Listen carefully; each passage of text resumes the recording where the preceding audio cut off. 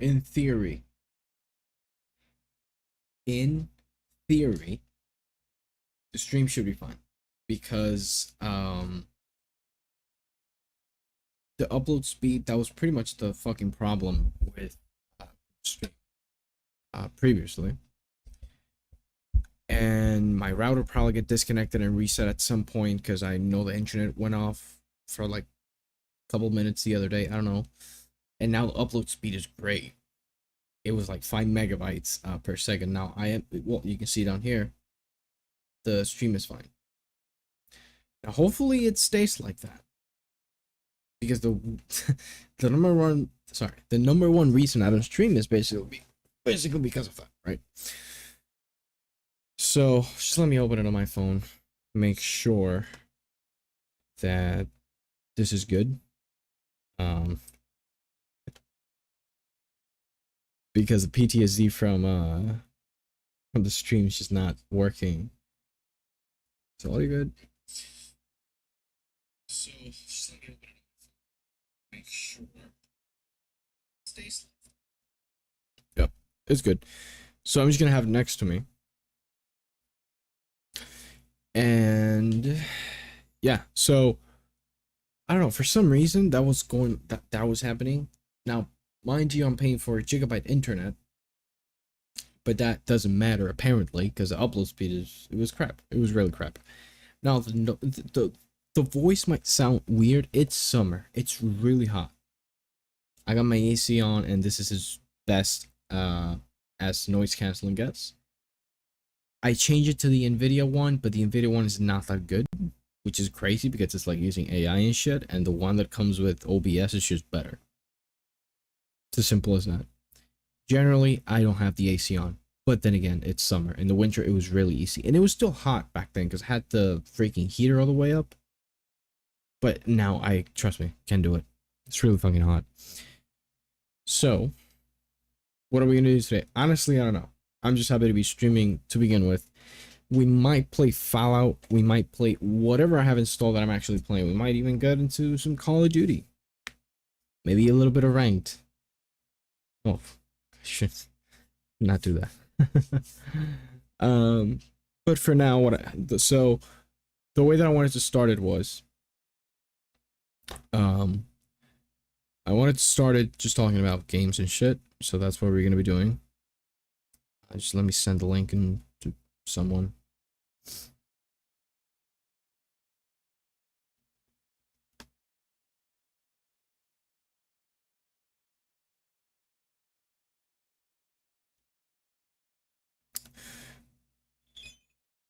So yeah.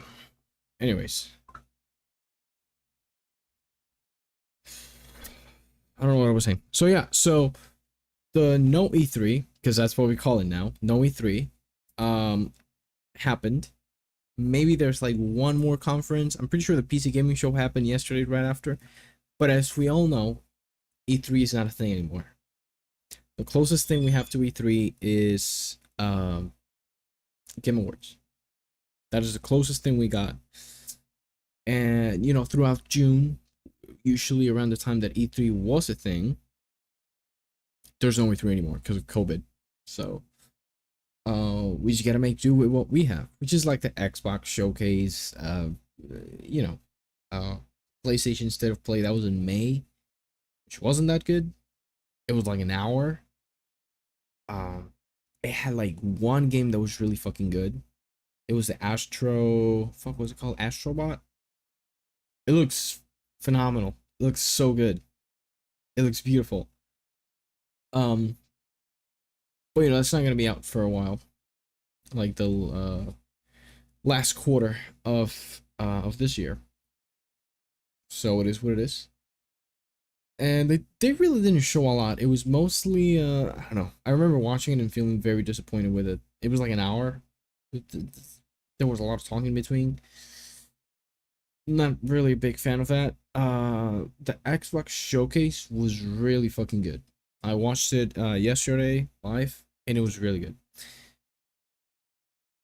Dragon Age is happening. Dragon Age, which if we all remember, The last Dragon Age came out in 2014, which is fucking crazy. Now I'll switch to my computer. Not yet, because I gotta open some things first. Okay, so just let me double check that the audio. Well, can't have it on this one. It has to be. It's way too high. So it has to be like. Peace and war, benevolence and cruelty. Mine is I 9 tread my own decibels. path in this divided land. Right?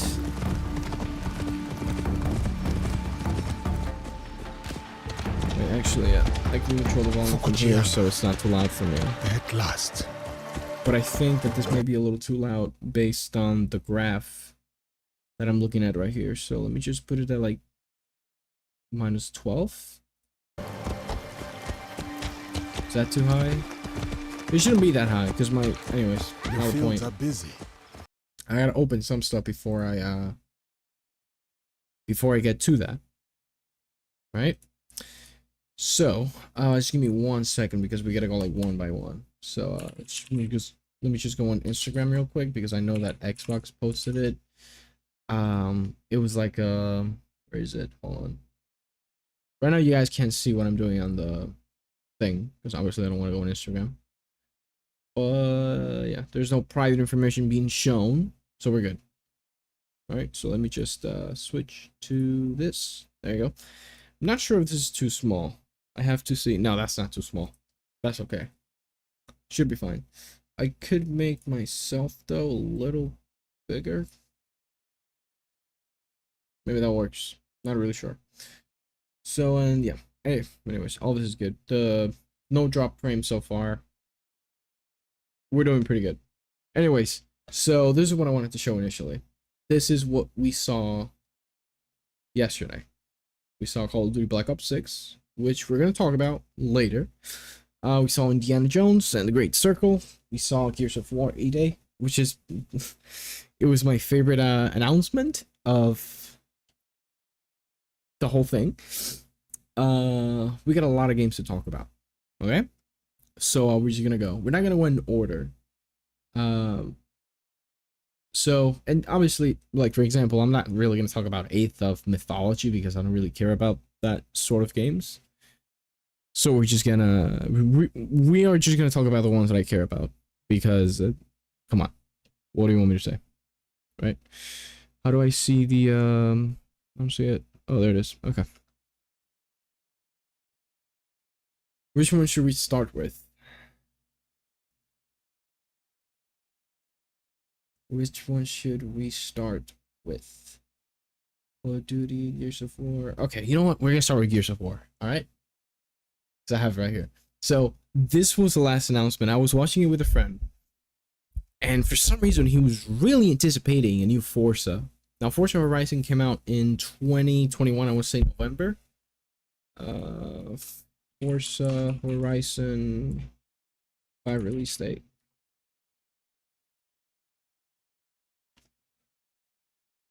Wait, what? Oh shit, no, what the fuck? No. 5. November, yeah. So, and okay, so that was in 2021, and the 4th was released in 2018. So that was a 3-year gap between 4 and 5. I wasn't a huge fan of 4 because of the place that it took, because of the setting. Not really big fan of that. Anyways, that's not here nor there. So what about 3 though? So that was 2018. 3 was 2016. What the fuck? 2 years? Okay, that was really quick. We just kind of went from 3 to 4 really quick. Listen, take your time with games. I don't really want this thing to become like, oh, there's gonna be a new Forza Horizon, and we're like Forza Horizon 9. We don't really want that. I don't really want that. So, anyways, for some reason, my friend was anticipating so much. You know, he was anticipating like a new Forza Horizon, and I was like, dude, hold on. We might see it, but then, you know, he did say that at the end of the event when they say, well, we have a very special surprise for you, and whatever. It is what it is. And I was like, they're not going to leave that for last because, yeah, Forza Horizon, it's a really big IP, but, you know, it's It's Forza Horizon, right? It's a racing game. Doesn't give you that many awards. However, they showed off Gears of War, a new one. Now, Gears of War is okay. Listen, I know that Halo is a thing, but for me, Gears of War is Xbox. It's pretty much the best thing they've done. I know that you could, whatever, but I like my Gears of War. And I didn't catch on that it was Gears of War when I saw this. I don't know why. It said I was like civil emergency message. I was like, is this a zombie game or something? And then this happens.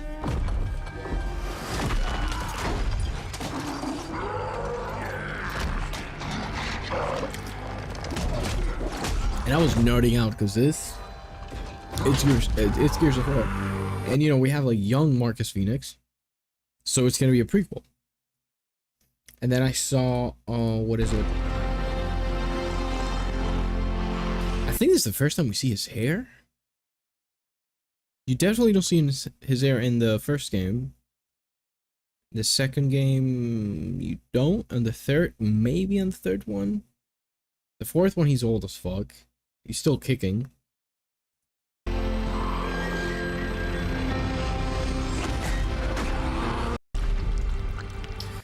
But then the best part of this trailer, obviously, is when he's...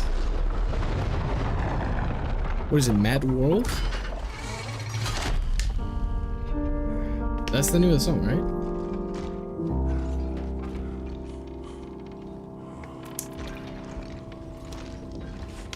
Choose when Dominic sacrifices himself. Man. Listen, I don't want to fucking hear it, alright? I don't want to fucking hear it. A lot of people say that Ghost, from like Modern Warfare 2, it was like the saddest thing ever. It's not. He has like one line. Obviously, okay, that's an exaggeration. He doesn't have one line in the game. But to be fair, he was silent all the time. Come on, he wasn't that emotional. It is what it is. To me, this is like the shit. Fuck, man, Dominic. And then after that, it was probably like Big Debts. It was probably like Lee Emirate from The Walking Dead. But yeah, so Gears of War. Now I gotta say, I haven't played 4 and 5. The reason I haven't played them is simply that they don't look that appealing to me. It's simple as that. I wish there was another reason, but it's as simple as they don't look that appealing. The whole atmosphere of the game just looks too clean for my own taste. There's no locusts anymore. I know that after the ending, whatever. It's just not that gritty. It's not that grounded. It's just, I don't know who the fuck these characters are.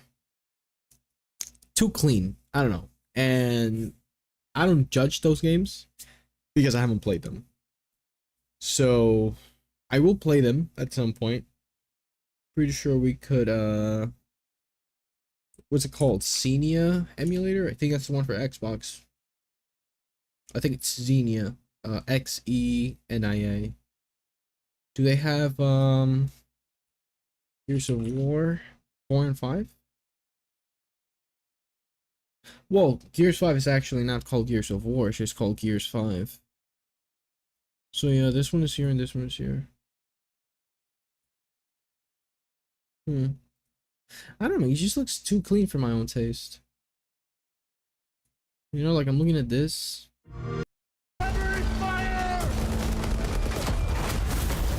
This looks a little too clean. Yeah. What is this?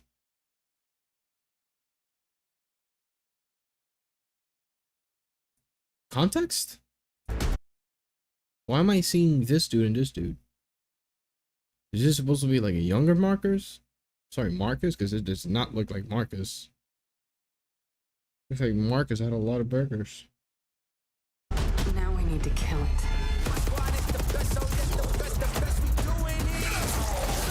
I don't get this. Who the fuck is this dude?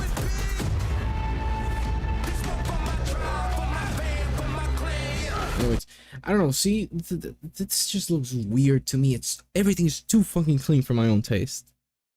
And then you have like Gears of War, the original. What's one scene that I can show? Oh yeah, so Gears of War. Kim? Was it Kim? Yeah. Hold on. No, not the remake one. This one. This. Hold on. Copy that. We're at the Look how pickup fucking zone just now. dark and gritty the game looks. Love this shit. Out of here. Hold on, let's skip to the good part. Where is it? I guess you're sitting next to So the Marcus. context is they're getting picked up by a chopper. That's it. That's the context. Look at this.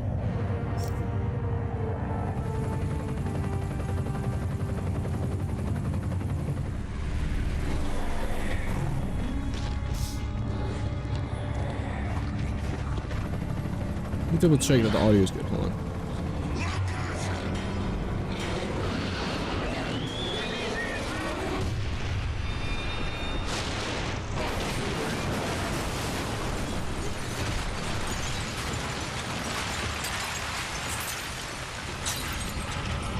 Yeah, it is.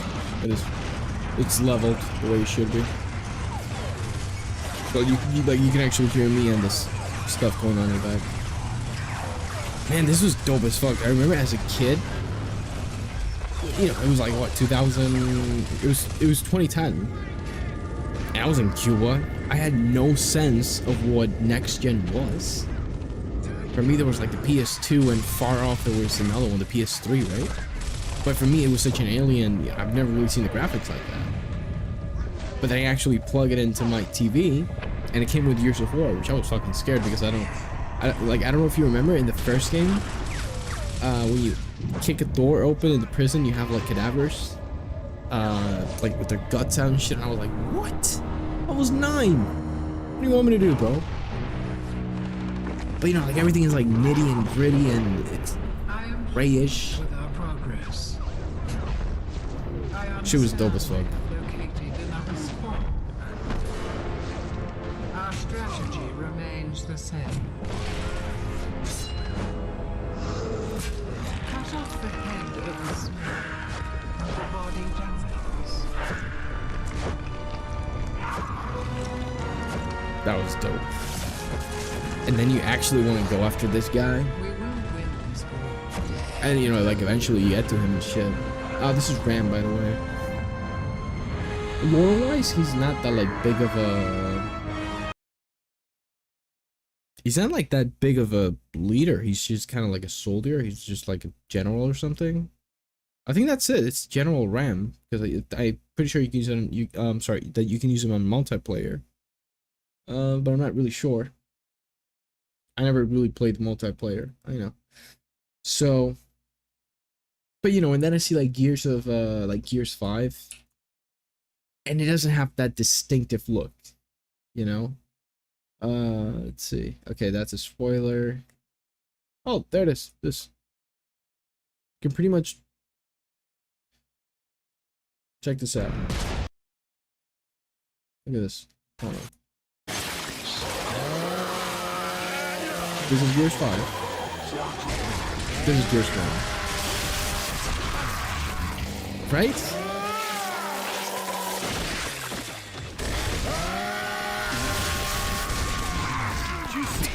Come on. Look at this.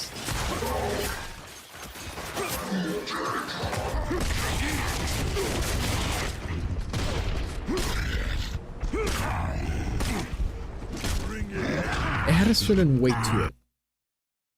And if we skip the whole weight thing, it's just, I think the style was, I think it was better handled. And the vision was just, in my opinion, well, you know, that's the thing, is you can't really be that objective, because, you know, it's art, you know, it's a style. But I much rather prefer the look of the older games. That's what I think. And that's honestly the reason well, you know, Marcus Phoenix is like gold. I don't know. It's just the monsters are like different. I don't know, man. I just want like the grounded experience, if that makes any sense. And like years 4 and 5, they don't really look like that to me.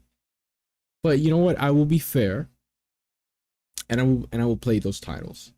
I'm not really judging the game like, oh, the game is bad. Maybe 4 and 5 are better than all of them, for all I know. But me personally, just not that into it. It's as simple as that. But I will do justice to these games, and I will play them. I will play them. So Gears, was it my favorite announcement? Doom looks fucking phenomenal. It's Doom. What do you, what else do you want? Avowed. Listen, okay, so Avowed. All right. So Avowed is being developed by Obsidian. And then we all say, well, they developed New Vegas, you know, they're the original creators of Fallout. But then there was the Outer Worlds, which I must have played for about, what, like 5 hours or so. And personally, I wasn't really impressed with what I saw. The world, just in general, the game didn't really do anything for me that I thought it was special. And it's a very forgotten game. I'm sorry, a forgotten game. Jesus. It's a very forgotten game that a lot of people don't think back to, but it's there. Will I replay it at some point? 100%. Probably before Avowed releases. So I have a certain perception of modern Obsidian, you know? So what's my issue with Avowed? Well, this is the thing. We all thought, you know, we saw that trailer, what was it, 2019, I think? Where it was a CGI trailer. It did no way represented the game at all, but it was like a first-person medieval magic and shit, and people were like, oh, it's Obsidian. They're gonna do like the Skyrim, you know, like Skyrim 2 in a way. You know, it's gonna be like that. It's gonna be like, it's gonna take over the world. I'm like, listen, dude, hold on. The game just got released. I'm sorry, just got announced. And it's a CGI trailer. Yeah. And then they showed off, first of all, gameplay looks a little wanky. Wanky's not the word. It's just, I don't know. There's something weird about it. It's like there's no weight. Like you see your character hitting stuff, and it feels like nothing's really connecting. Your sword is just kind of going through the enemy, and there's no feedback from the enemies when they get hit, which is kind of like, what the hell? Not like Skyrim all over again, but even Skyrim had better feedback, and that's saying a lot. Anyways, that can be fixed, but there are things that cannot be fixed as easily, and those things are the quests. Now,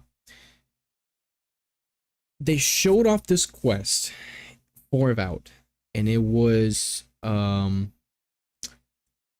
I don't know, it was like the soldier, I don't know, he had like big teeth or something, I don't know. Anyways, the point is they're showcasing this quest, right? Obsidian is known for that. Writing quest assign. That's what they're known for. So you would expect from a trailer of their next big game to show off something really good. Like, hey, like for example, we're playing, I don't know, we're playing like Fallout New Vegas. No, not Fallout New Vegas. Let's see. So you know how Cyberpunk in 2018 showed off the first quest where you do like that first gig for Dexter Shawn, and it's like one of the best side quests in the game because you got like so many options that you could go through, and then like every other side quest is not that deep. But in this one, they show a side quest and it only has a couple of options, and I'm just kind of like, really? That's what you're showcasing your game with? What's that about? Don't have a lot of faith in the Valve. I really don't. What the fuck do you want me to say?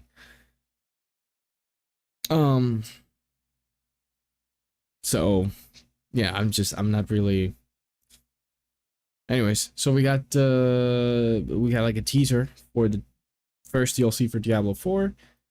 I kind of dropped Diablo 4. I just kind of forgot about it. I know there's like a new season now.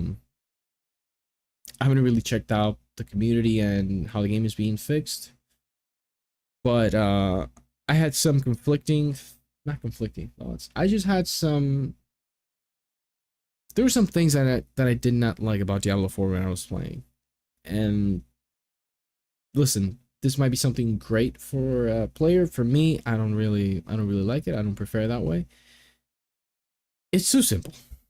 I know it was like, oh, you gotta reach the end game. Listen, man, I've seen builds, and the skill tree is just, it's not that big. You can only have up to like 5 different skills that you can use at the same time.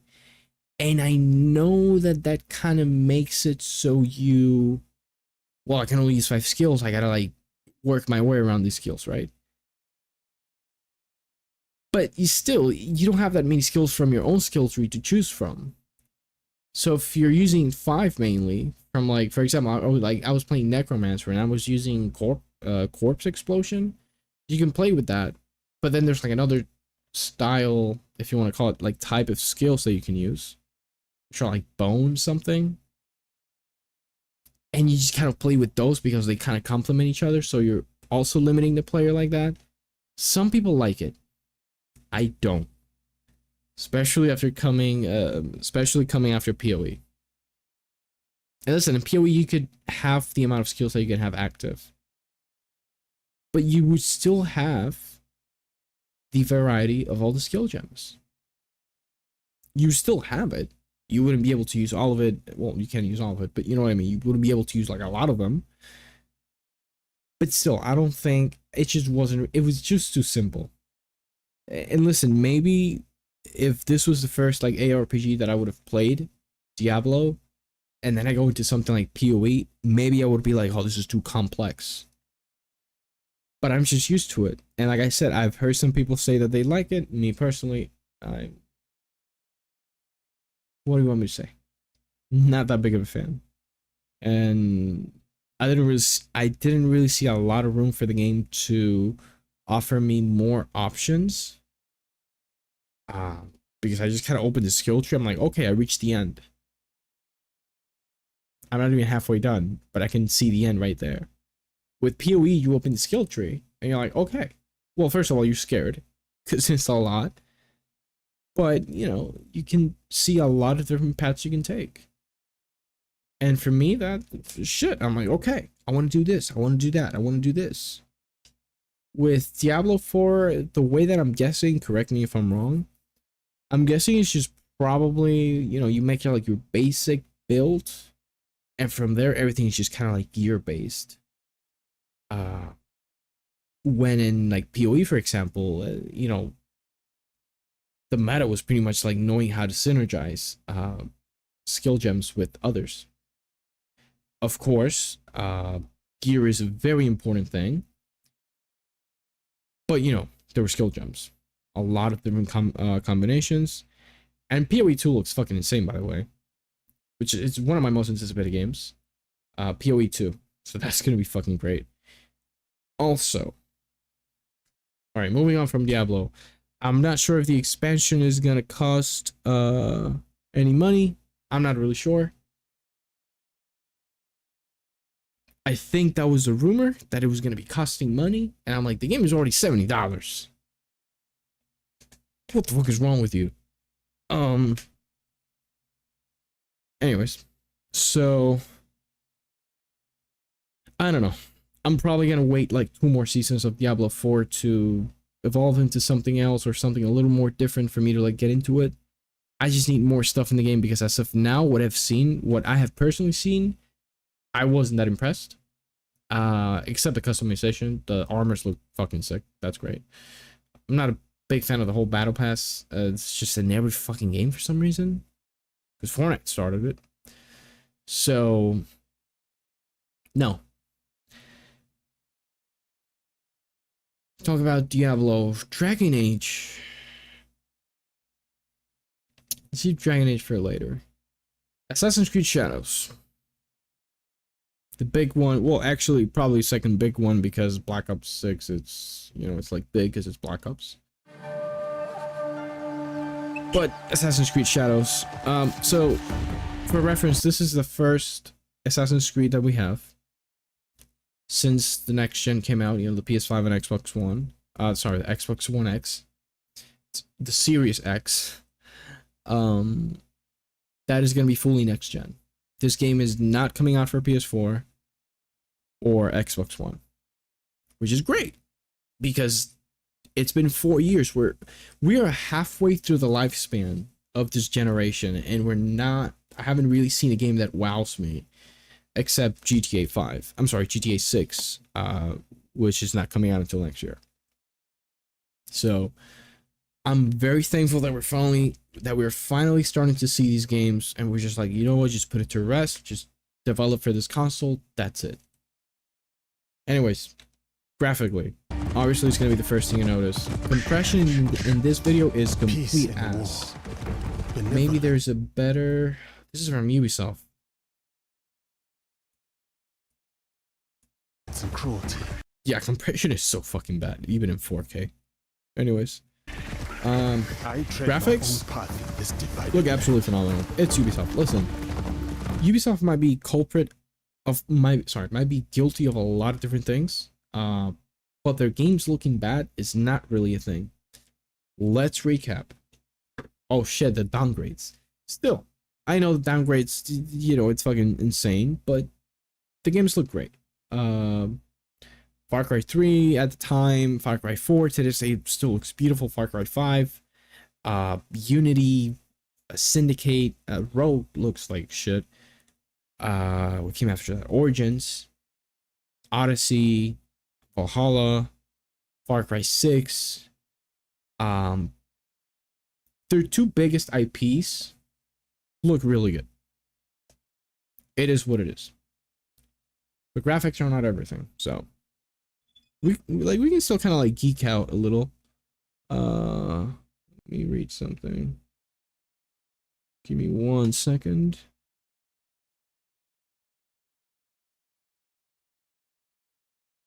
Give me 1 second. Yeah, so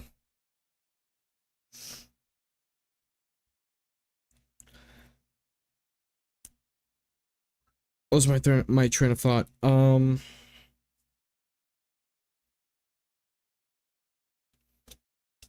sent a fucking text message and I completely forgot like what the fuck I was gonna say. I just realized that I could go back into my stream and see what I was talking about. I'm not gonna do that. We should kind of roll with it. That's it.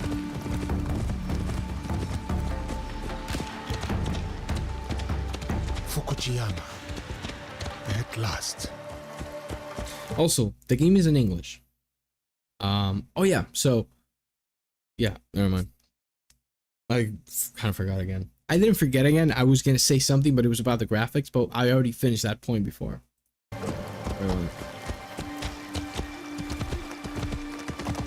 So the game is in English. I would honestly like to change the audio to Japanese. That would be very appreciated because yes, the obvious comparison to this game is Ghost of Tsushima. It is what it is.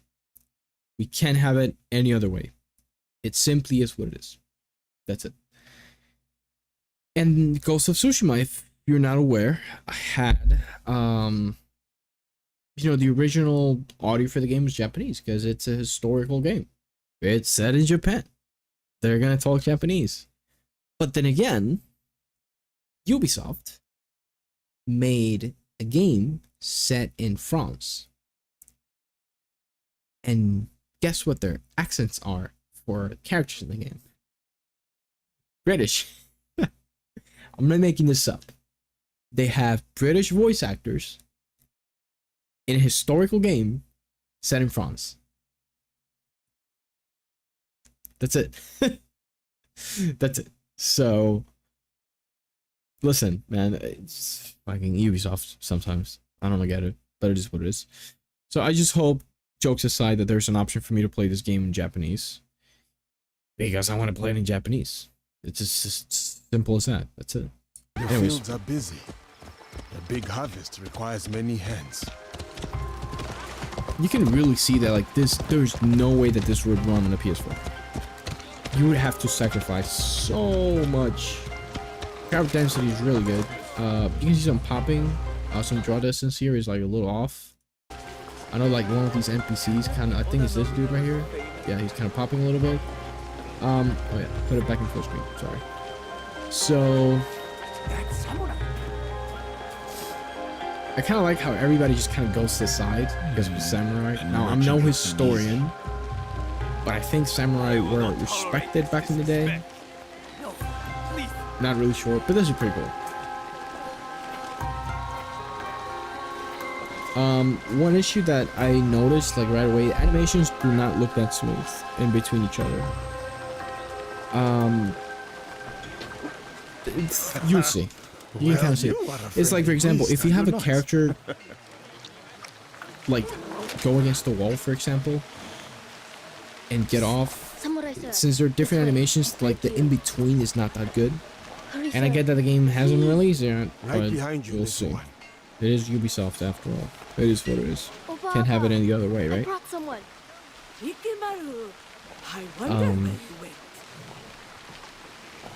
So the combat looks pretty good in this game. Probably the best of both worlds. Well, okay, so this is the thing. If I am you a stranger, really look yes, at but you have nothing to fear from me. what is it? Like the older Assassin's Creed. They abuse their power. Assassin's Creed 1, Again 2, and 3, again. sorry, 1, 2, Giving Brotherhood, us all Revelations, 3, strength. 4. I bet they are Except in the Unity. market now. Along If the you main look at road. all of those games, stealth A is just kind of stranger like, might make good merit. it's Leading not a that village deep. of a threat like these men. Is that so? It's just, Then I it shall really see it isn't. done. It's not For that deep. this life, if not the next. So, I think a lot of people misremember how stealth really is in Assassin's Creed. Because what do you want me to say? It wasn't that deep. It wasn't that engaging, and it's ironic because you're playing as an assassin, right? But I guess back then it was fine. I mean, it's not like Ubisoft had Splinter Cell, an IP that they made that was considered one of the best. What is it, Pandora of Tomorrow? I don't know. It's considered like one of the best stealth games ever. It's not like Metal Gear happened in like what, 1998 for the PS1, right? So I don't think Assassin's Creed. It's, yeah, I get the stealth, but dude, you could. It was, first of all, the stealth was so simple and it was worthless because from 1 all the way until Unity took a little bit more skill. You could still kind of just kill like 100 different enemies by pressing like 2 buttons. All you had to do was attack, and like every single enemy would wait before they attacked you and counter. And it was like pretty much that. You didn't really have to position yourself. You either blocked or that's it. You blocked and attacked.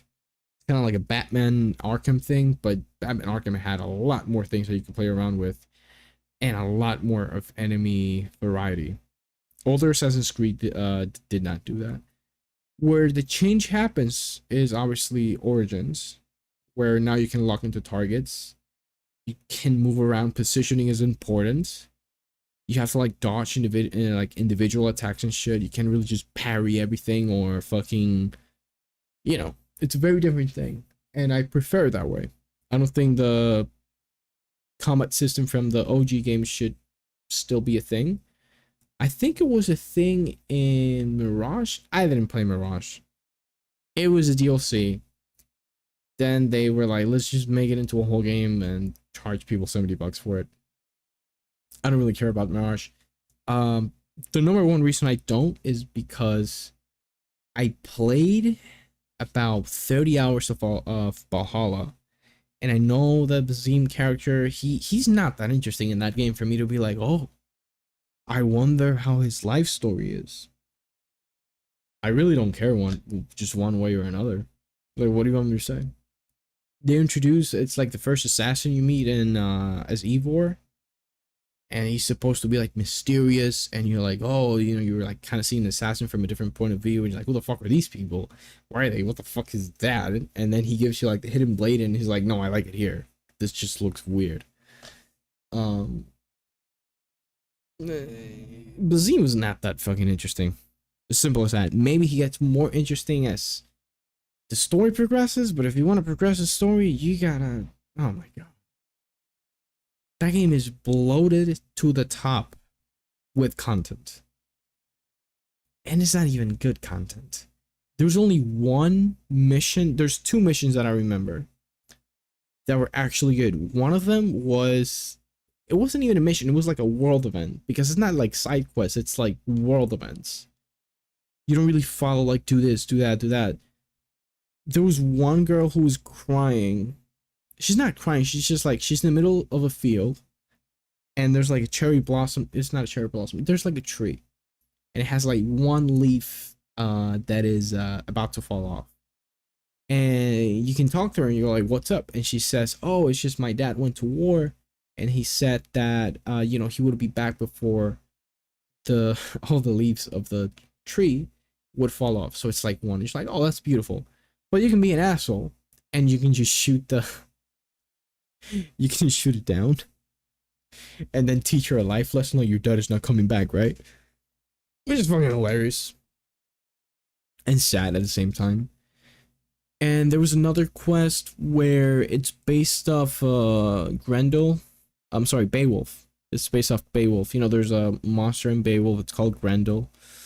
I read it in high school. And like you go investigate this place and you see like the cows are up in the roof. And you're like, hold on. Men cannot do this. How could a freaking cow be thrown into a roof, right? And then you go into its lair and you meet its mother, just like Beowulf. And his mother has like a... There's like a gas in the cave that makes you hallucinate. And it's like a supernatural fight. And then you actually meet Grendel and it's just... And it turns out it's like a really big guy. But he has like mental health issues. And like that was a good quest. And like 30 hours of gameplay. Everything else was just go here, kill this, loot it. And there's another world event. Oh, there was one dude who was like he had an axe on his head. And you can just talk to him and you see he's like delirious basically because he's got an axe to the brain. And you can give him like an honorable death. He's like, can you take it out? And you're like, yeah, I can, but you're gonna die. I don't know. Valhalla is just fucking bloated, which brings me to the point of this game. I hope it's not bloated to the top. Origins came out and some people were like, this is pretty big. You know, if you're on their level, you gotta grind and it is what it is. And then Odyssey came out. And you really cannot be on their level because you would get one of those, it was like those dudes who would follow you around the map because you had a bounty or something. I don't know what it was. It was kind of like a Shadow War thing where like there were different, you know, anyways. And it was really, really freaking bloated to a point where, like I said, you couldn't be one level under because the game was just like grind. Just grind, you just keep killing enemies, keep leveling up so you can face more enemies that pretty much look the same. Like there's not even an in-game explanation. Like for example, like even Skyrim, you know, you kill a Draugr, right? But then as you progress the game, they wear more armor, they look way more scary, they use different weapons. So like you would understand why it takes you longer to kill a Draugr, right? Does that make sense? Like lore-wise, it makes sense. In The Witcher 3, well, Witcher 3 with monsters, at least, not with humans, with monsters. Like, for example, the Neckers and the Drowners. Can't think of any other monsters. But they would have, like, different, they would look differently based on their level, which was pretty cool. Because you're like, well, I'm not really fighting the same thing, I'm fighting, like, a mutated version of it. That's why it's harder to kill. So that made sense, right, in terms of, like, progression. So, anyways... This game, I really hope it's not too bloated. It probably will be to the top, but what can we do, right? Just don't buy the game. Basically. Teach them a lesson. More division among the people here. More corruption.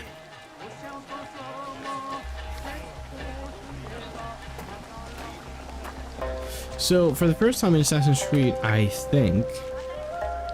Wait, no, it's not the first time, because in Assassin's Creed Syndicate, you could use... What was the guy's name? I know the girl's name was... What was it? It was the Fry brothers. Ivy? Eve Fry? And dude was what? I don't know what the name of the dude was. But they actually had different... they played differently. She was more focused on stealth and he was like more brute. Kind of the same thing that's going on here. Obviously this is on a much deeper level than that Assassin's Creed.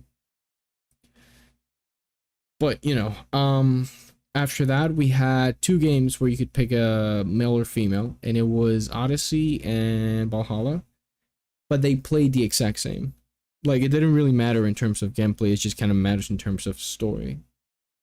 Not really a lot, because well, in Odyssey, I don't know if anything big happens later on, but I know in Valhalla, but I know that in Odyssey, that's what I meant to say.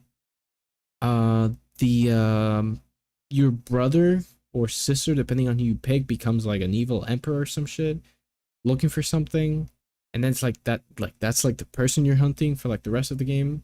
So like if you're playing as Alexios, you're going after Cassandra. If you're playing as Cassandra, you go after Alexios. And in Valhalla, like I said, there's no gameplay difference at all. But in this game there is, as we'll see right now. Such Again, beauty, crowd density looks really good shadowed by here. suffering. Animations are a little janky. It's Ubisoft. What do you What is expect? happening here? I'm pretty sure the whole like nodding thing, walking through a city, is gonna get old really fast. We're just gonna be walking and people are gonna be like, and you as a player are gonna be like, just stop nodding. I mean, going like this, what is that? Bending? I don't know. Anyways, this is the we're gonna see combat for the first time. For what is it, Sasuke? That's a Naruto character, bro. Sasuke, right? Yasuke. I don't know. But yeah, you can see the man is just fucking destroying everything. Obviously, he's not gonna be a stealth character. It is what it is. Now, I noticed the dislike ratio is pretty fucking high. I'm guessing it's because of the whole was it Yasuke drama with the fact that he's black. Now the thing is, I don't have an opinion on it because I don't know about Japanese history, and like there's so many conflicting statements. Like some people say, oh well, he wasn't really a samurai, he was like a steward or something. But then again, I don't know, it was that considered back then. Like, I don't know, there was a lot of like different, I don't know, because people want to push their agenda, and you know, like, oh, I'm right because he was a samurai, or like, no, I'm right because he wasn't a samurai. So honestly, I don't really care, because I don't know about the real life counterpart of this character. I'm guessing that's what the dislike ratio is going on right now. Anyways, I like that the camera is a little closer than before. I did not like that in Odyssey or Valhalla. I wasn't really a fan of that. But here it's you know, it's closer, it's more personal. I like it. And I feel like I can still see everything going on. We still have these abilities happening right here. We had these in Origin that were introduced. And then Odyssey had like way more, like double the ones in Origins. And then we had Valhalla, which had like a lot more. I think. Yeah, I'm pretty sure Valhalla had like a lot more. So I guess we're going to see here how, you know, there's probably going to be like a meta where you can just kind of like, you know, anyways. You can also wield 2 weapons. Well, not at the same time, but you can like switch back and forth, which is pretty cool. I mean, now that I think about it, this has been a thing since OG Assassin's Creed. You had There's another. well, no, it wasn't different weapons. Like you had your sword and hidden blade, which, by the way, you couldn't really fight with a hidden blade, except in Assassin's Creed 3. I remember you could do that in Assassin's Creed 3. I might be wrong though, and there might be another Assassin's Creed game where you can do that. I don't know why that's not centered. There you go. But I remember you as a player could do that in Assassin's Creed 3. You couldn't do it in 4. You couldn't do it in Unity. But you could do it in 3. And like, yeah, it's, come on. But, you know, anyways. Like, you can use like your 2 main weapons, like switch back and forth. It's pretty cool that they kept that. Persecutor. From Valhalla had it, but in Valhalla you could like switch back and forth, like you could actually like switch hands and shit. I said kill him. What? I said Why is there like a Japanese beat rap kind of thing going on in the background? kill him. That's weird. I'll wash away We're in his feudal blood Japan, with man. your This is blood. not. You will have to spill it first. But yeah, the animations. I mean, if you look at again, Ghost of Tsushima, this is gonna be heavily compared to that. It is what it is. I think the game looks better than Ghost of Tsushima. Obviously, in terms of like graphic power, it looks better. It is what it is. The grass looks infinitely better. We were talking about like graphically, obviously.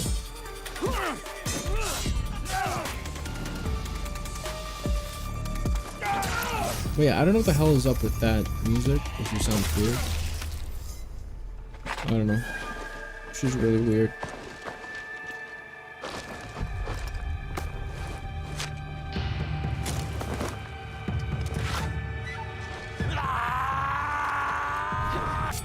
And this is Naoi.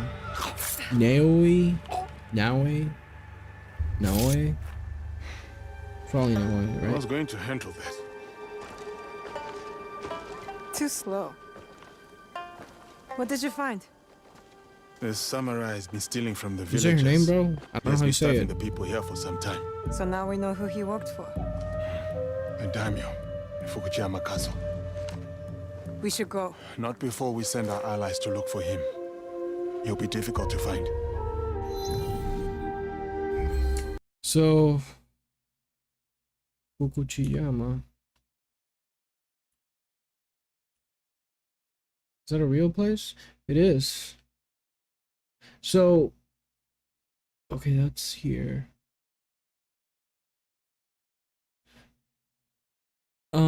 Assassin's Creed Odyssey. Versus real life. Because it was kind of like, versus actual Greece. Yeah, like it's supposed to be like this. Well, this is supposed to be Greece. Like the, you know, like the island. Like this connection right here is like the mainland. And you have like this the Mediterranean right here. So it was pretty big in scale. I'm guessing that they're gonna do something similar with Japan. Now, Ghost of Tsushima was only Tsushima, like the Tsushima region, the island, pretty much. So like that, you could believe more because you know it's an island, whatever. But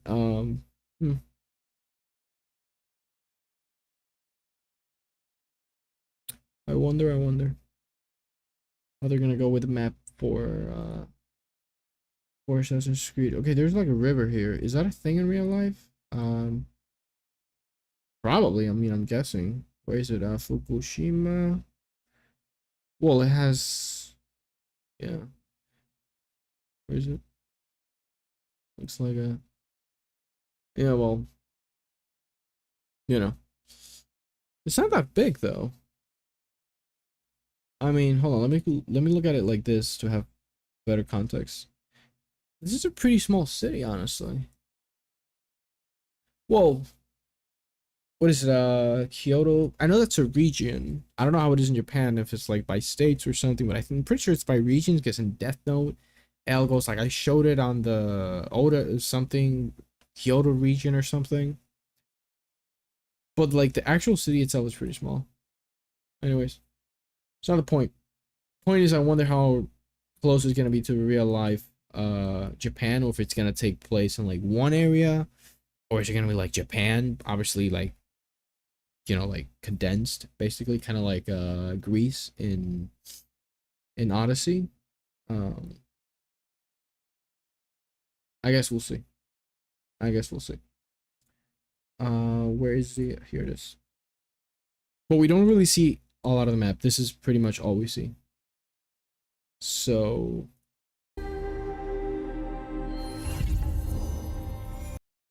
okay, so this is where the area is for the objective. Scout. Recenter, okay. So now is where you have the option to like switch between characters. Which I wonder how it's gonna be handled in game. Like, are they gonna be together all the time? Can you fight alone through the front gate with the other character? I'm hoping. Like, this is just for a mission, looks like. But I'm guessing, like, if I'm exploring with like Yasuke, I think that's his name, right? With Yasuke, you kind of just, you know, like, oh shit, there's a base here that I don't want to infiltrate and I want to do stealthy. I'm gonna use Naoe, right? Is that a thing? I don't know. Guess we'll find out. So yeah, just wait for the game to come out, pretty much. It's almost dark. No one will see me coming. They will not stand a chance. But be careful in there. Don't worry. I won't be alone. It'll be me and the shadows.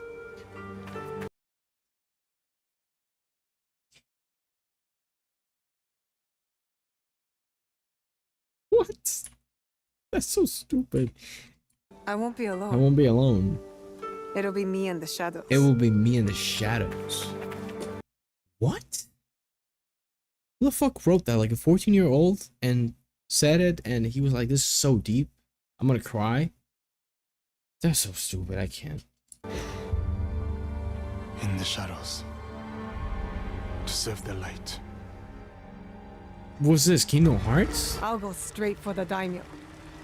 When fighting a snake, Kingdom why wrestle Hearts? the body when you can slice off the head? The voice actress for Neo, it sounds really weird. And it's not like, oh, because it's Japanese. No. Ghost of Tsushima had English dub, and it was, I don't know, this just sounds weird. Fighting a snake, why wrestle the body when you can slice off the head? When you're fighting a snake, why wrestle the body when you can slice off the head?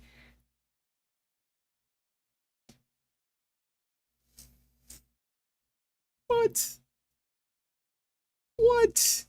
So stupid. I mean, I get it, but like, this it's just so corny. Anyways, again, the graphics look fucking amazing. Also, stealth. Stealth looks really good in this game. I'm not gonna lie. It looks really sweet. Hopefully there's more depth to than what we have seen. But we'll see. Anyways. So you have like a grappling hook that you can just kind of use. And you can do like these. Which is pretty cool. See how she kind of stuck to the wall there? Shouldn't do that. But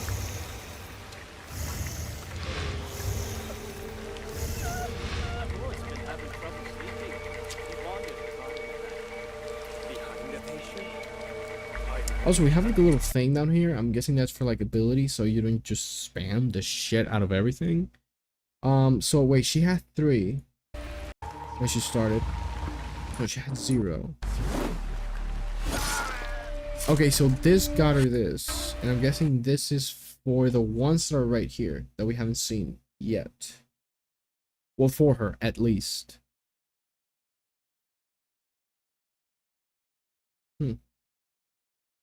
Okay. Skip forward because we were already there. God damn it. There we go. Now, Snake.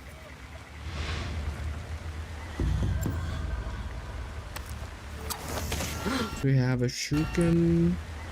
It makes you press L2 and you can select these. Like you can switch kind of like the. So you got a kunai, you got a smoke bomb, and you got a bell. Guessing the bell is for like distracting enemies, kind of like in Ghost of Tsushima. I'm guessing that's what it is. Who did that? Also, this makes no sense. You're just running to the guy. I know that it's like there's shadows here, but it's pretty light. I know he's looking to the side, but what the fuck? He's just running in front of him.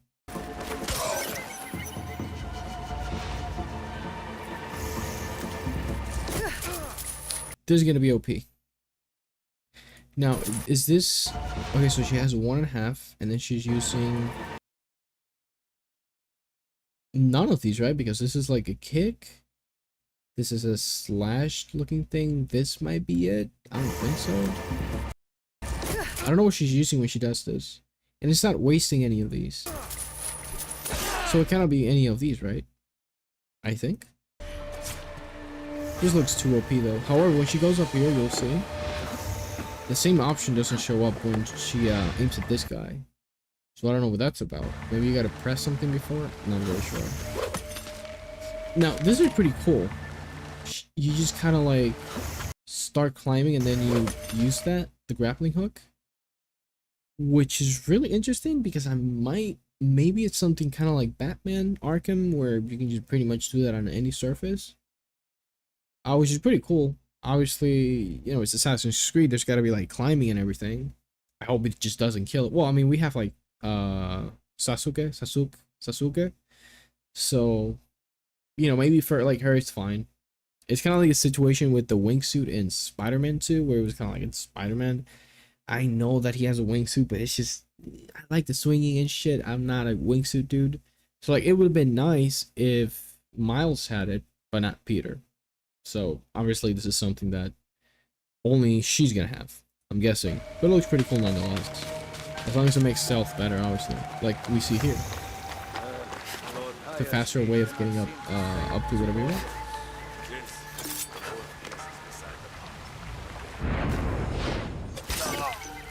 You dig himself a trench with those nightly footsteps. That's more grave. A grave, huh?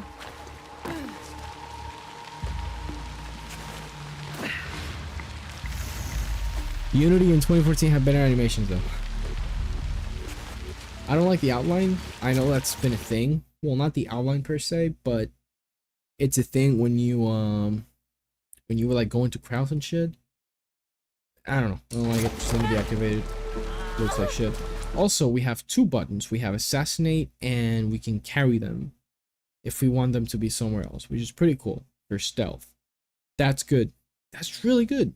Good job, Ubisoft. You added. Good. That's good.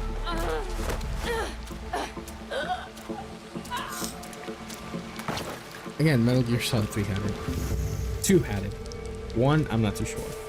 It's pretty cool. You kind of play around with the light. I'm guessing that's for like, okay, you're hidden.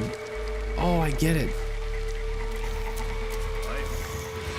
So they're playing around with like shadow, something kind of like Thief. They're probably playing with like a shadow system. This would make more sense. I get that it's like it's basically the game telling you, hey, you're in the shadows, you're hidden. That's pretty much it. But I would actually like the shadows to be darker. It's probably like hopefully there's gonna be like good HDR implementation. So like, you know, true blacks and everything. Actually, if they do that, that would be pretty cool. That would add a lot more to stealth. Because Thief did it. Thief is one of the most important games when it comes to stealth, if I'm not mistaken. And that's a genre I don't get really into. Because I just don't have that patience. But, you know. What is it? Metal Gear Solid 5 was fucking insane, though. Because you could do so many things, you could truly express yourself by doing stealth. If you compare that to, like, I don't know, the game from like a year before, like Assassin's Creed Unity, which I think was the first right step into the stealth of Assassin's Creed, where you could like actually crouch and shit. And the levels were designed in a way that you could just stealth made way more sense than before. Then sure. But yeah, anyways, let's just keep watching. That's pretty cool.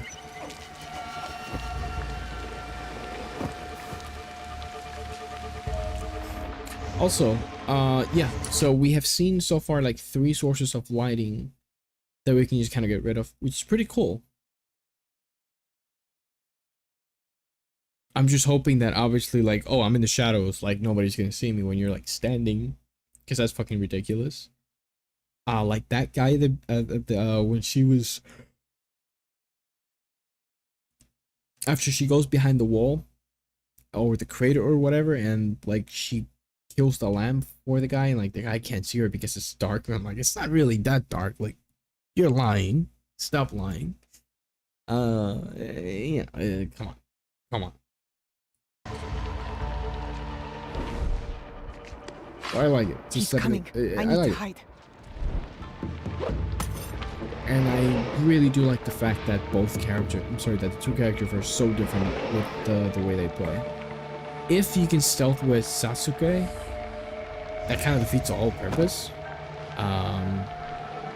Maybe you can to like a certain extent, but maybe you could make it so that your armor makes a lot of noise, and you just can't really be doing that shit because you're wearing like heavy armor. But with her, she's just wearing like robes and shit.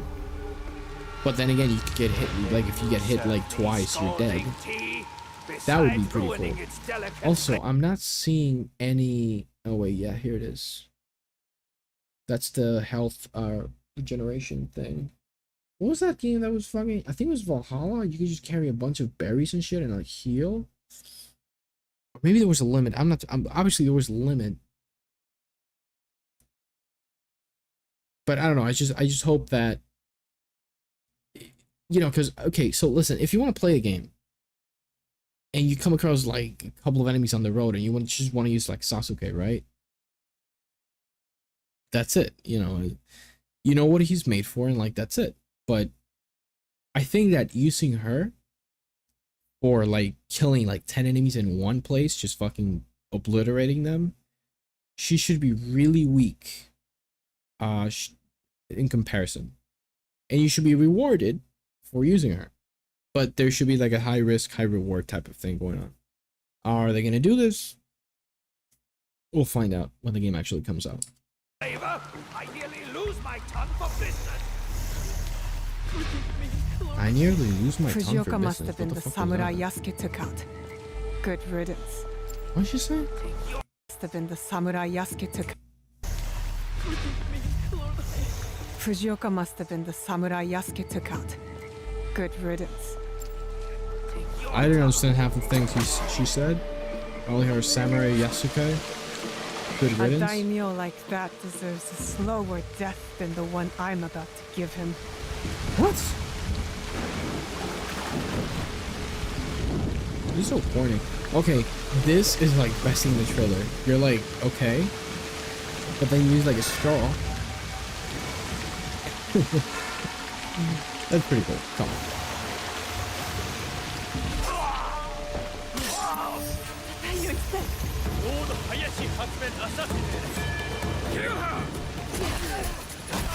Some dude said in the comments like, oh, you do the mission as Naoi, you kill a target, and then as soon as you do it,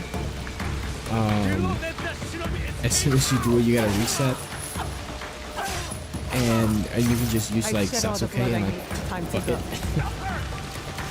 because you're tired of like being stealthy and shit. I don't know. She doesn't use the grappling thing here though, so I wonder.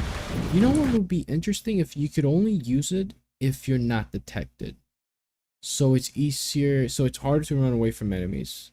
I know that like that doesn't make sense. Like why wouldn't she be able to use it? But just like a way to balance it probably. Like I said, I'm not sure how that's gonna go. Because we saw her using it once, but then we then see it show up like, hey, click that and you can get up there. But like now we didn't see anything, so I wonder how they're gonna play into that. I don't know. Again, the wind and like the rain looks really good. But yeah, animations, you know, they work.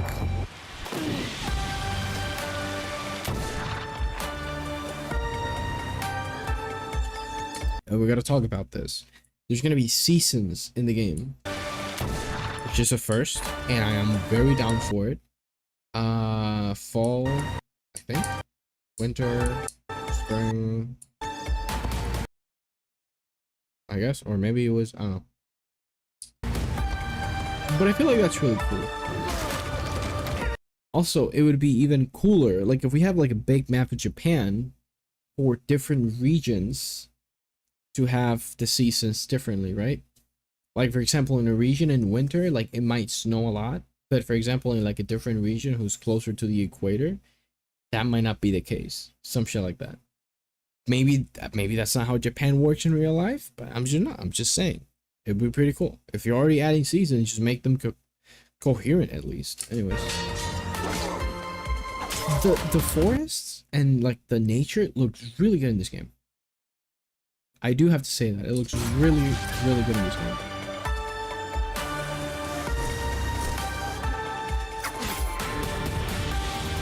Two being allies then.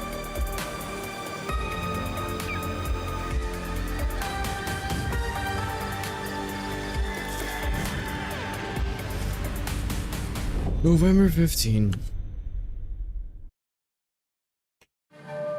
So yeah.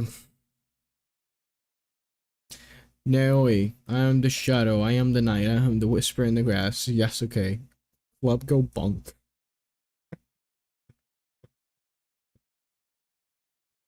Oh, this is it. Spends an hour trying to stealth a castle as Naoi. Gets discovered by the last few enemies. Restarts. Picks Yasuke. Pretty much how a lot of playthroughs are gonna go in this game. I'm probably gonna get like a Ubisoft Plus because it comes out with it, right?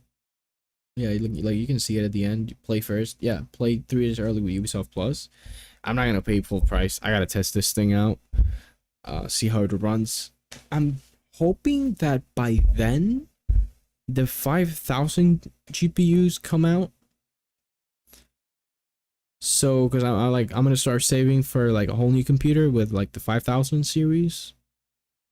So, this should be out by November, I think. Anyways, yeah, don't pre-order, guys. I learned my lesson with Cyberpunk a little later in life than I would have. Okay, you know what? Realistically, the only games that I've pre-ordered was Black Ops 3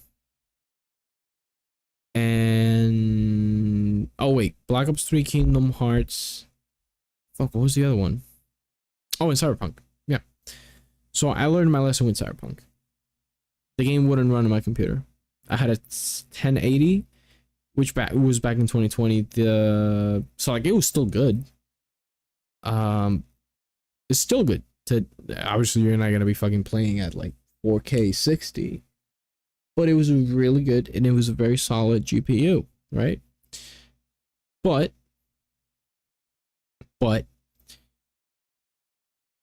you know, I guess we'll see how it goes with the new GPUs and shit. I don't know. Anyways, yeah. So yeah, just don't pre-order because Cyberpunk did not work. It ran so freaking bad. I had to like play the game at like 720p and use DLSS. It was really bad. I had to lower the graphics. It was broken. But then like after a week, there was like a hotfix or something that allowed me to play the game properly.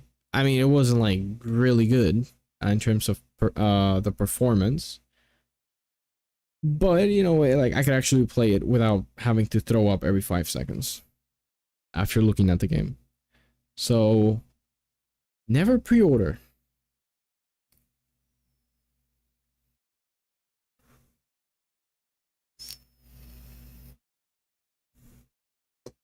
It's not worth it. Because then the game comes out and it's fucking broken. And then that's it. You lose your money, basically. So, Star Wars Outlaws. Oh, so this is what I was watching before I streamed. So I actually didn't finish watching this. I watched like, yeah, 27 seconds. And then somebody started narrating this, and I don't know what that was. So we're going to check this out. Before we move on, though.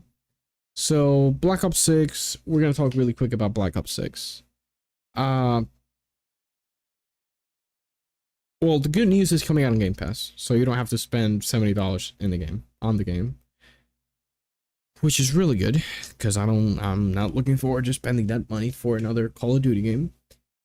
And I'm hoping... Now, Black Ops 6 has had an extra year of development.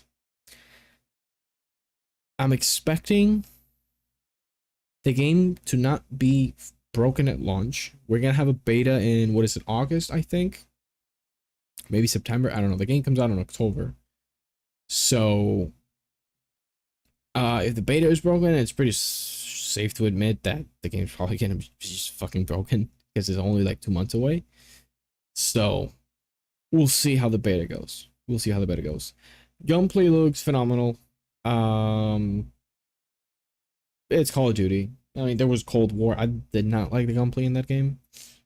I think Modern Warfare 2019, it used like an updated, very updated version of the engine. So everything was like, it was like a hard reset for Call of Duty. Some people liked it. I'm pretty sure. I'm sorry, some people didn't like it. I'm pretty sure the majority of us liked it, because it's just modernized. For us back in 2019, and that's kind of how we've had it until Cold War, which was using, I think, an older version of the engine. And then my friend told me that, like, Treyarch, you know, the company who makes Black Ops, I don't know how to fucking say it, don't worry about it, they didn't technically they developed the game, but it was like at the last stage and it was being developed by somebody else. So like technically it's never really been a miss with when it comes to Black Ops, because Black Ops 1 was great. 2, 3, 4 campaign, it didn't have one. I gotta say 4, I wasn't really a big fan of 4. I should have played it more, but honestly I didn't really dig that deep into 4. I probably have like 10 hours on it, and multiplayer, not really a lot for me to, you know. Anyways, they have like this whole movement thing where like you can like run backwards and like dive to the side, back. I don't know, it looks very fluid. It looks pretty cool. What I am hoping, however, is stop making Call of Duties on a yearly basis. Just make this one, have it be alive for 2 years, maybe 3. They're not gonna do 3. 2, I could see them doing that.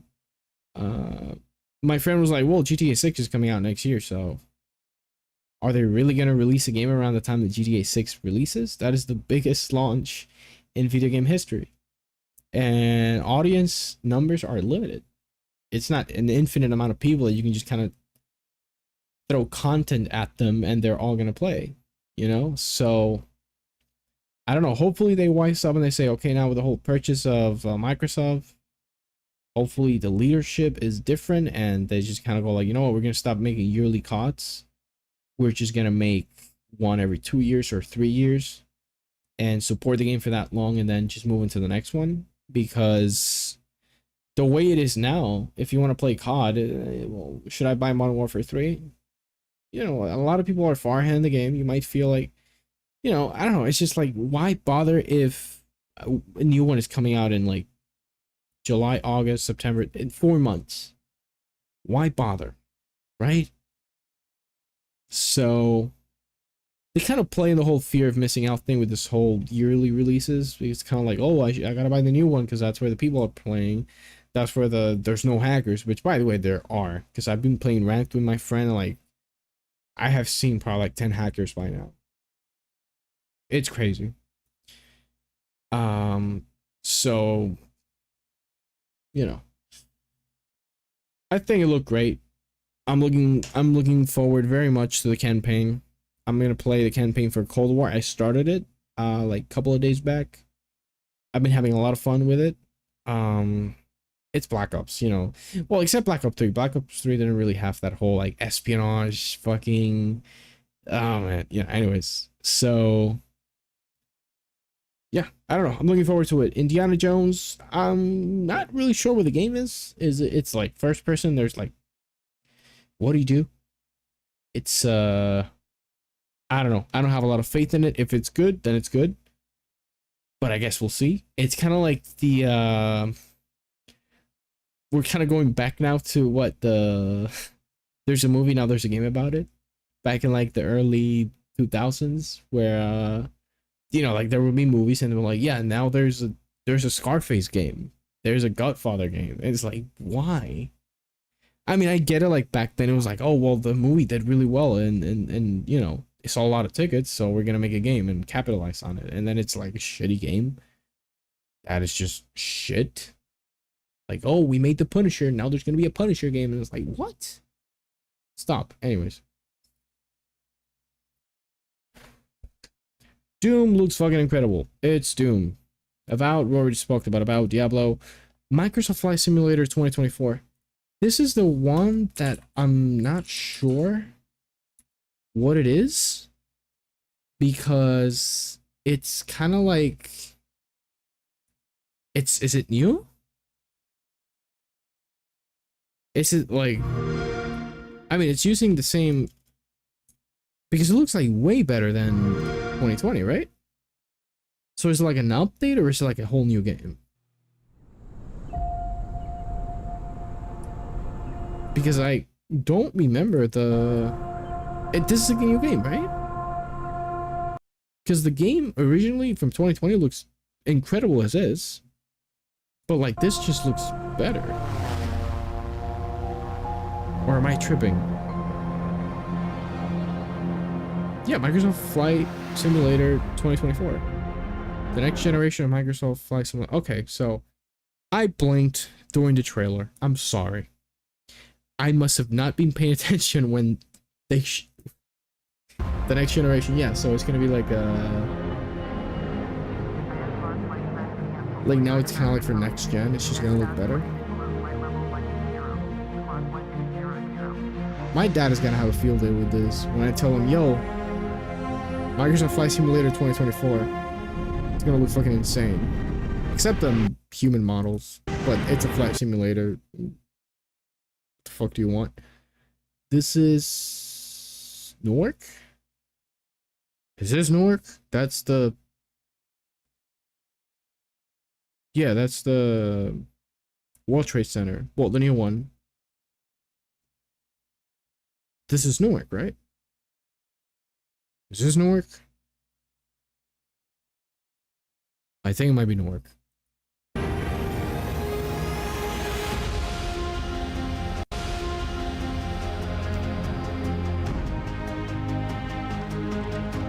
The humans look so bad, which is insane because the environments look so good. Aerial advertising, the sky's the limit. This is this Florida? Wait. No, this is not Florida.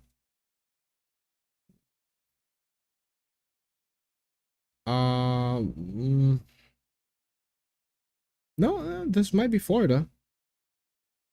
I think it's Florida. Yeah, South Beach right here. But isn't the downtown up here? Not here? Or am I confusing it? I can't. I really can't. We're gonna go on Google Earth. See if this matches up with the part of Florida that I'm thinking of.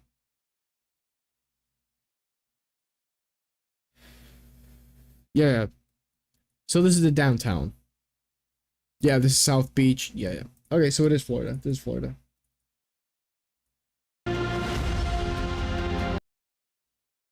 The humans look so bad. VIP charter service.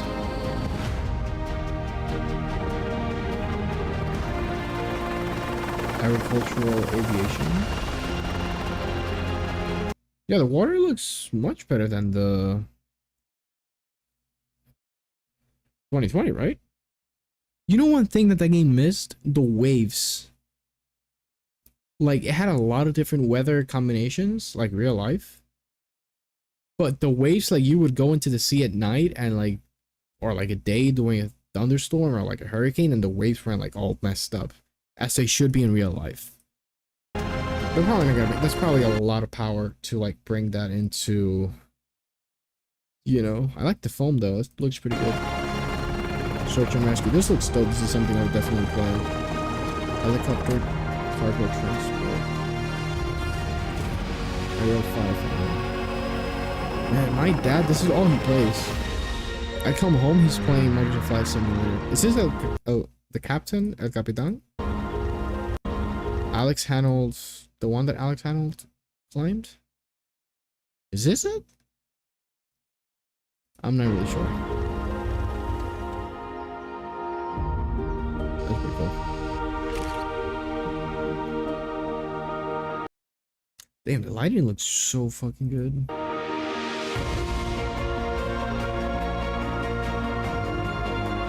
Here you can, damn. Rio de Janeiro. This looks really good.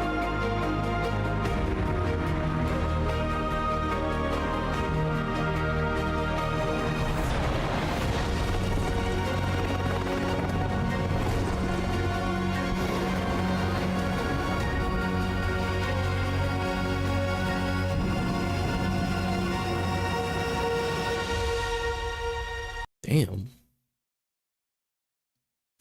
Shit. This looks really good.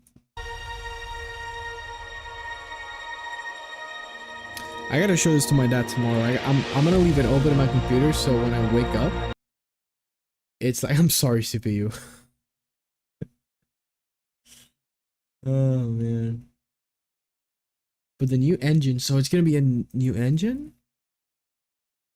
Looks like the Alpha 2024. Imagine going back in 1992 when 1.0 came out and show them to that, yeah. Can't wait to fly over my house at 3 FPS. Oh, the city lighting at night looks phenomenal. We got Pagan Min and Fallout. So stupid. I hope this map will be bigger. The last one was too small. Yeah, now you can find Mars now.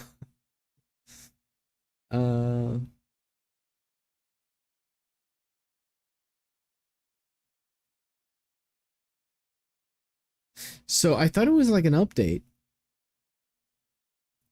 but no, it's a whole new game. Because I remember when I was watching, I was like, this shit looks incredible. So it's like they're just revamping the, you know. But then I thought that, like, oh, it just says 2024. It's just like an update. Now it's just updated to 2024. It looks better, but like, no, it's just, yeah, the game is new, basically.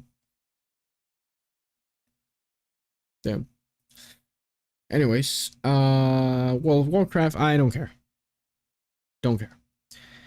Dragon Age, the Veilguard. Dragon Age. We haven't seen one in 10 years. I don't know. Bro, at first, I thought it was like a multiplayer game or some shit. When I saw, like, hold on. When I saw this, I was like, oh, is this like a multiplayer game? Like magic and shit? Like a hero shooter, but with like magic? And then it was kind of like, no. And like halfway through, I was like, oh, wait, this might be, is this Dragon Age? So, this is an engine, by the way. We're going into the fade, aren't we?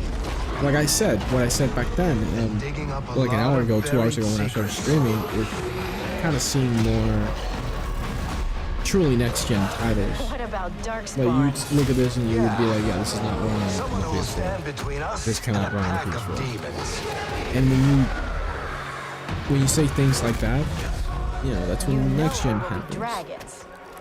Right. We'll need someone with fire in their blood. One more thing. This crew needs a leader. Someone we can count on. Someone that the world can count on.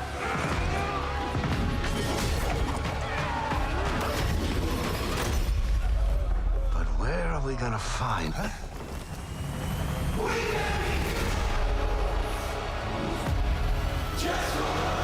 That's the main character, right? Like the character you make.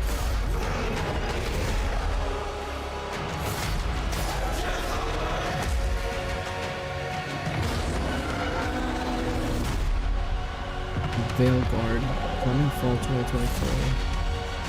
Gameplay premiere June 11th. Oh, that's tomorrow.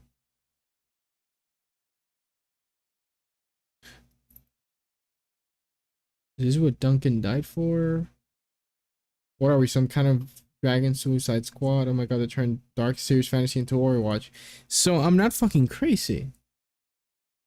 Right? Because I was kind of like, what the fuck? Why are they introducing characters like this? Is this like fucking Overwatch? What the fuck is... Hold on.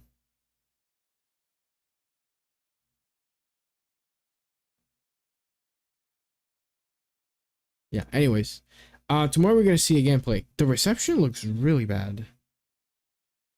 Are you sure this is Dark Fantasy? Okay, so the reason, like, I'm not pissed. I played the first one for like 4 hours. I remember going into, I played as like an elf, and I was into like a dungeon, and then I went into like the city, and then I went to like a swamp where there was like a witch or something. I didn't really play it.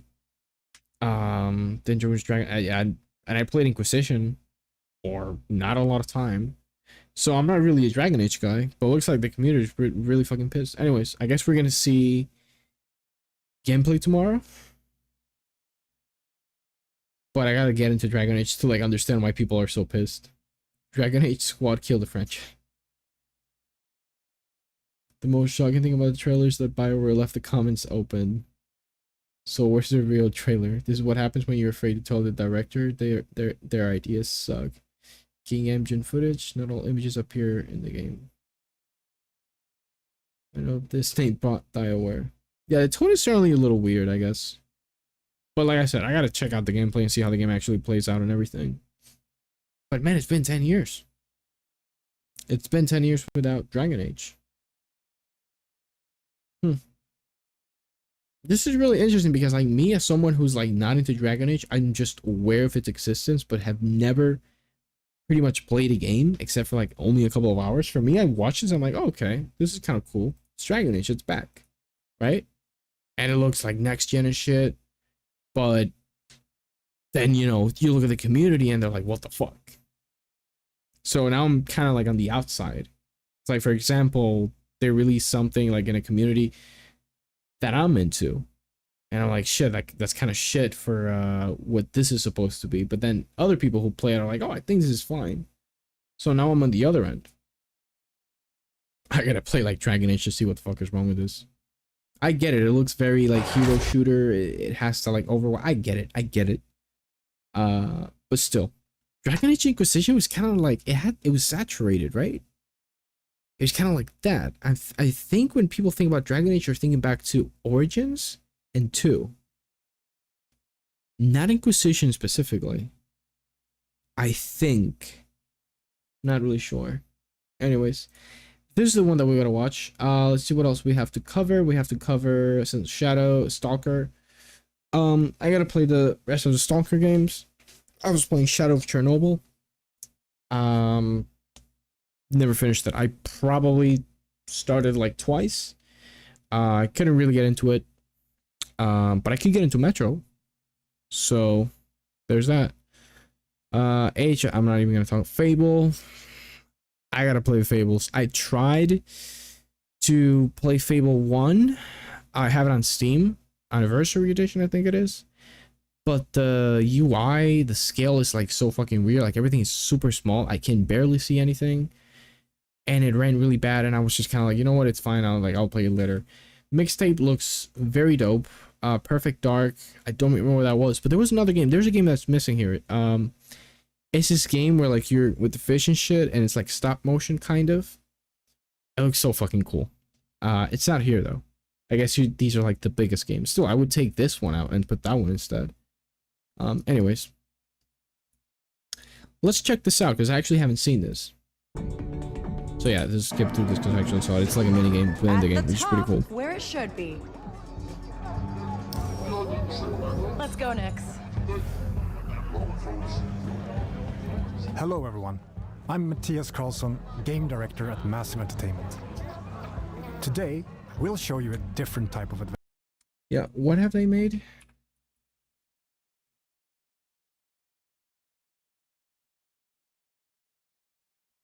Massive Entertainment games. Uh-oh. Uh-oh. I don't mean it because of The Division. The Division is actually really fucking fun, I'm not gonna lie. But Avatar? Yeah, they made Far Cry 3. Avatar? From what I've seen, well, first of all, it looks beautiful, as you can see right there. But it's very shallow. The story's not that good. I don't know. I don't know what to think. I guess we'll see. Adventure. And as we journey across multiple systems, we will come across many opportunities for a scoundrel. Because Avatar just came out. When's this coming out? One of your motivations for exploration is to find elusive experts scattered across the galaxy. These experts will help Kay pick up new skills to survive in the underworld. Lockpicking. Wait. Survive in the underworld. Continue brawling. Allows Kay to execute melee attacks by pressing repeatedly. So this dude basically just teaches her how to like melee. Like fists. Lockpicking will be able to open. Okay, so lockpicking. Fast talk allows Kay to quickly react to nearby alerted enemies and delay their reaction. Okay. Hold on. Okay, never mind. Sorry. Thought I saw something. Here, we're looking for a gunslinger who can teach us some new tricks. Our intel points to the Mos Eisley Cantina on Tatooine. So let's head back to our ship. I don't know what type of game this is gonna be. I mean, no, it's an open world, but I don't know if it's gonna have like space exploration and shit, or if it's gonna be like heavily licensed and can't really do a lot. It's just kind of like, yeah, make sure you don't do this with the game. I don't know. I don't know. We're picking up in Accra Station. A remnant of the Clone Wars, it used to be a refueling station. Also, I've never watched Star Wars in my life. I watched the original trilogy. I forgot the name of the movies. The Empire Strikes Back is the last one, I think. The Phantom, no, that's the, no. Dude, 4, 5, and 6. That's it. I watched 4, 5, and 6. They were pretty dope. I don't think they're at the same level of like Lord of the Rings, but it is what it is. That now acts as a trade hub for illegal contraband. So like I don't have a lot of, I know that that's like oh fuck, what's the name? CPO? 3CPO? Some shit like that. It's like the, I get some shit, not all of it, because I gotta watch the Phantom Menace, the other one with, I gotta watch the other 3 and then get into the Disney ones. And then maybe the shows, which we'll see. It's a great place to resupply. Come quick. These deals won't last forever. Merchants are often affiliated with a syndicate and might offer you a special deal if you're in good standing with them. Can I help you? This kind of business attracts all kinds of shipjackers, contract brokers, and corrupt officials. Need your name cleared from the wanted list. Oh, this is like a space station or something. Like a little dude that you got with you. Your That's ship, pretty cool. The Trailblazer, is a refined EML 850, the last of its kind. Hey, look, you can actually On walk board, inside the You'll ship. find everything you need to finalize your preparations. Unlike a game that I know. Without a load screen. Yet. We might see a load screen. Hold on. Okay. Oh shit, there's no load screen. Hi, Kay. Can you take flight like that? Kind of.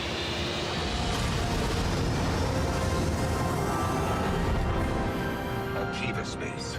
Each planet has its own system for you to explore. Oh shit, you can and actually. many opportunities to make a Can you few land? credits, which you can choose to engage with or not. I am under attack. My ship will not survive long.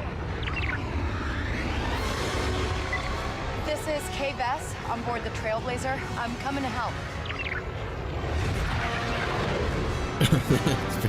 I mean, G-Force my ass, but that's pretty cool. Turret activated, Kay.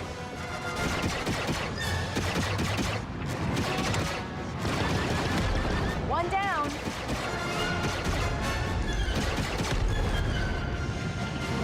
And then you accidentally crash into the ship that you're trying to help. And they go like, what the fuck is wrong with him? You offer us a hand and then you spit in our faces or some shit like that. Can you land on planets though? Happy to help. And you can tell Gorak he owes Kay Vess a ship. In space, your actions also have consequences and can impact your reputation with syndicates. Where have we heard that before? This optional dogfight allowed us to improve our reputation with the Pikes while making a few credits. Spooling up the hyperdrive. Now let's continue our journey and head to Tatooine.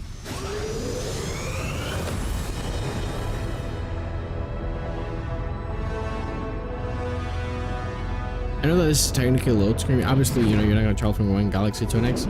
But still, this is way cooler than a freaking, yeah. Tatooine space. Can Edge we of the land on the galaxy. planet? The Can we tattoo actually? system is in the clutches of the Hutt cartel. Our reputation with them is poor, so we best be on our way. I'm sure we're actually getting closer to the planet.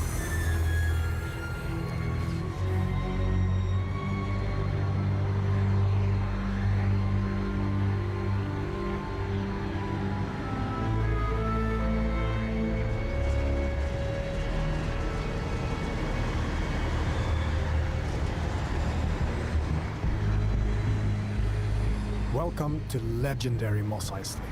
The infamous Okay. hive of scum and villainy. All right. Yeah. So what you Could just head saw, straight to our destination. Starfield can do it. Why? Because the engine is shit. It's as simple as that. Jesus, I swear to God, I hear people defending. Well, the engine allows for us to like mod the games like never before. I'm like, hold on. First of all, yeah, modding is great, but it shouldn't be about that. Just update the freaking engine, change it. Because, dude, even Fallout 4 in 2015, people said it looked outdated. And that game came out in 2015. Fallout 4. So it's not like a new thing that we're saying, oh, the Bethesda engine. No! It's been going on since then. Probably back in Skyrim. I don't think so. But it is what it is. You cannot tell me, you cannot sell me on the idea that you cannot land on planets and that everything is behind a freaking loading screen because it was Division. It was like, oh, we wanted to do it like this. It's not a space exploration game. It's a Bethesda RPG to its core. I'm like, no. Don't give me that. Don't give me that. It's your engine. You can't handle it. It's as simple as that. As simple as that. No Man's Sky did it in 2016. I know that the game is not that graphically impressive. I know the game when it came out, but you can still fucking do it. What's that about? God, for a game set in space, like those are one of the things you gotta get right.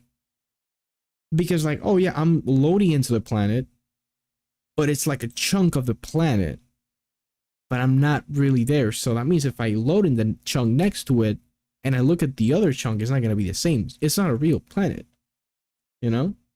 Now I do have to say though, I wonder if planets are like fully explorable. I mean, it looks like you could, you know, if you're flying here, you can just be like, I want to check this out. Even if there's nothing there, that's kind of the whole fucking point. It's like, well, why would you want to walk around the planet? I'm like, you're missing the point. The planet is not real. It's just a chunk that it's loading, and like that's it. But like if you can actually walk around this shit, that builds the world. And you kind of buy, because listen, when you're playing a video game, you gotta suspend your disbelief. Obviously, this is not real. You already suspend your disbelief as is, but to suspend it even more, it's like, what the fuck? You know it's not a planet in Starfield. You're just loading into something. It's a PNG. That's all it is. And then you're like, oh yeah, the planet looks like this because that's what the creators made it like. No. Anyways, good shit at Starfield. Also, this is obviously like you're loading through shit, but I do wonder what happens if you go through a part that there's no clouds. I'm guessing they went through here because, you know, it's like easier to hide the pop-in and stuff, and they want to make it like look better. But, you know, it is what it is. It comes with it. Star Citizen is a thing. Welcome to legendary Mos Eisley, the infamous hive of scum and villainy. We could head straight to our destination, or explore what the city has to offer. It's a pretty big city, though. Recreating this iconic city is a dream come true for our team, allowing us to show parts of Mos Eisley. This is where we've never Jabba the seen Hutt before. is in the first... Yeah, look at the little guys. This is where Jabba the Hutt is in the first movie, right? Like the desert where you go, where Luke goes to look, where Obi-Wan goes to look for Han Solo. To pilot the Room for one more? Millennium Falcon and shit. There are many opportunities for a scoundrel, including working your way in with the Hutt cartel. Most of Tatooine's economy is under their control, even though the increased Imperial presence has been hurting their business. I remember this from the first movie. But first, Not nice we need catching to pick on up the stuff. trail of our expert Probably so gunslinger. much shit that I'm missing. The I'm not best gonna place lie. to start is the cantina. By asking around, we learn of a pirate who is dead. Is this the one from the movie? And who used to work for the Hutt cartel. Our intel leads to one of their storehouses, located in the southern hills. Oh, I remember that from the movie. That's pretty cool. Traveling to your destination can be an adventure in itself. As you move across Can you scorching fly- dunes and Yeah, I'm guessing you can fly on orbit. We just kind of saw him doing that. Pull up into the city. That was scripted, obviously. Like, we know the city is there and everything. Can you fly in orbit, though? Are the planets going to be fully explorable? I wonder. Or maybe imagine it's like you just point to the planet, and when you go really fast, the game kind of points you into a direction so you can only go there. That would be really sad. That would be so sad. dusty valleys, you'll quickly realize Anyways. that this lawless desert planet still holds many mysteries. Are you gonna be sand people in it? See, I know a little bit. I know a little bit. We've reached our destination. We need to locate our storehouse and find our way into this heavily guarded fortress without triggering the alarm. Okay. Far Busy Cry. place. Mark the enemies. Far Cry. There it is.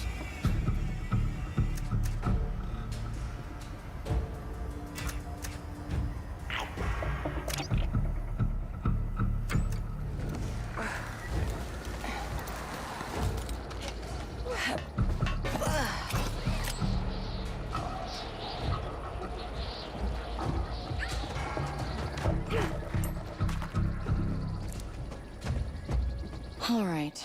Maybe there's a data pad or something that can tell me who that old gunslinger is. What's going on with that shadow resolution?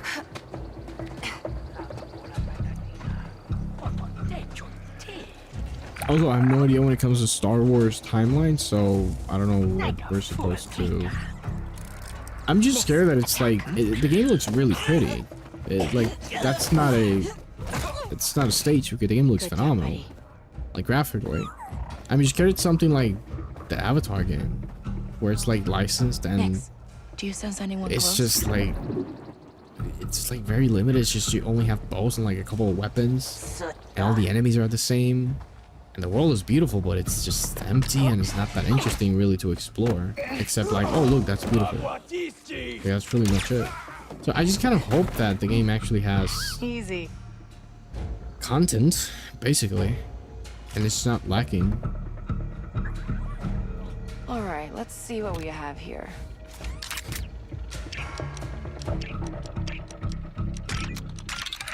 Yes, I got it. Wait, Quint?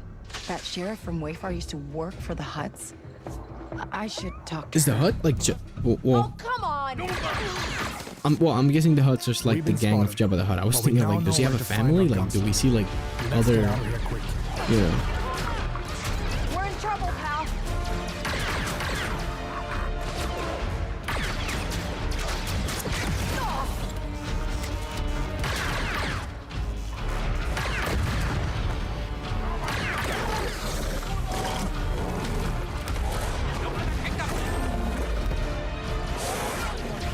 We need a quick exit. Or can you summon your ship or something? Come on, Nick. That's not the thing in Star Wars, so I don't know. Well, you can summon that.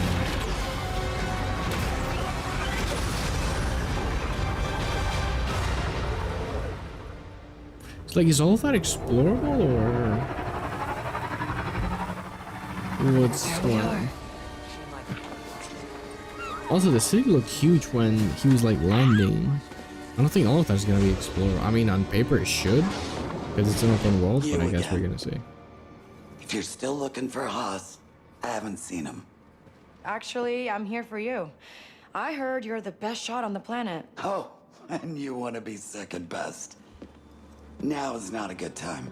The Hutts are coming, and I need to get ready. Get your blaster out. What we have just shown you is the beginning of one of the many adventures you can go on in Star Wars Outlaws. Whether you want to learn new blaster skills, upgrade your speeder, Oh shit, damn. Okay, I was gonna be like, I look pretty slow, but unstoppable thief. then they show up this, and I'm like, okay. Finding an expert is always an adventure in a galaxy full of opportunities. Hopefully. Remember, no pre-orders. Graphics look really fucking good though.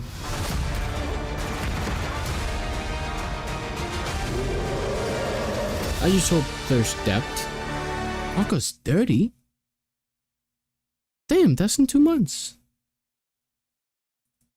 What do people think? Man, people are not really happy with Ubisoft.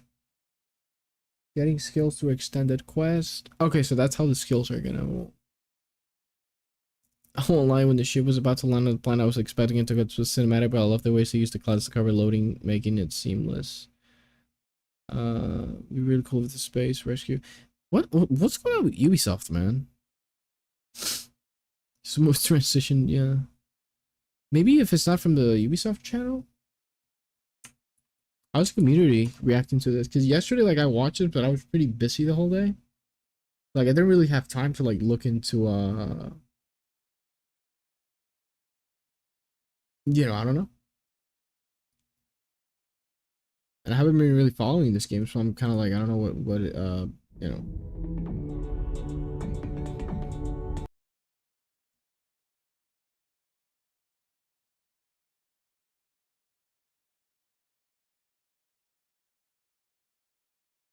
I love how everyone just unanimously agreed to be cautiously optimistic just because it's Ubisoft. Yeah.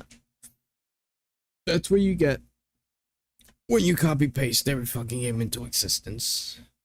Well, every one of your games. Sorry. I'm intrigued but cautiously optimistic. It looks surprisingly good.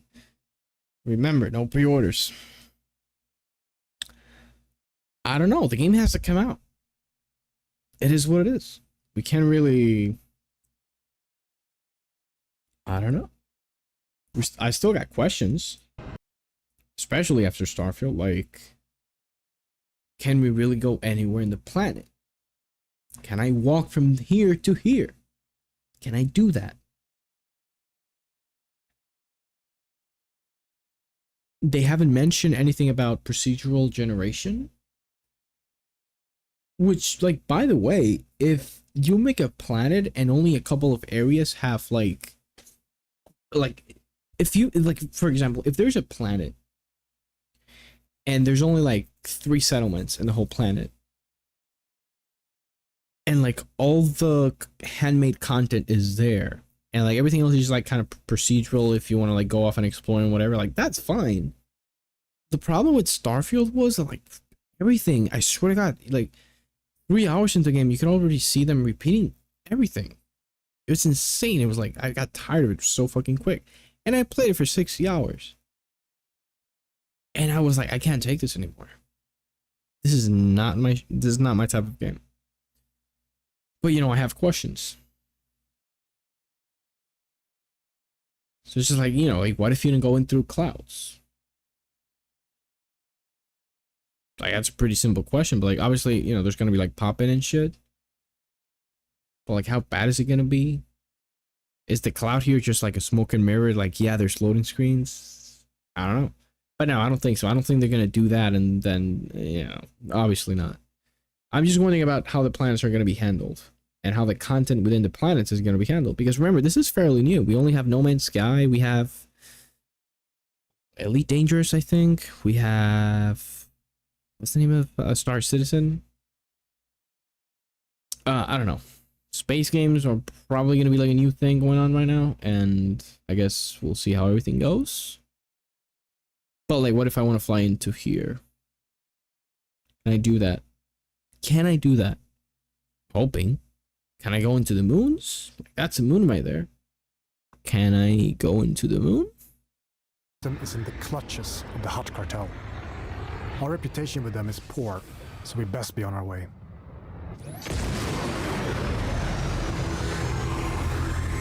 But yeah, I'm very... The game looks really good. Let's not kid ourselves. The game looks really good. But it's Ubisoft. What do you want me to say? I wonder how the scale is going to be. Because, like, for example, in No Man's Sky... Okay, so the transition from atmosphere to planet, it all has to do with scale. For example, obviously it's not going to be such as big as, like, for example, Planet Earth in Microsoft Flight Simulator, right?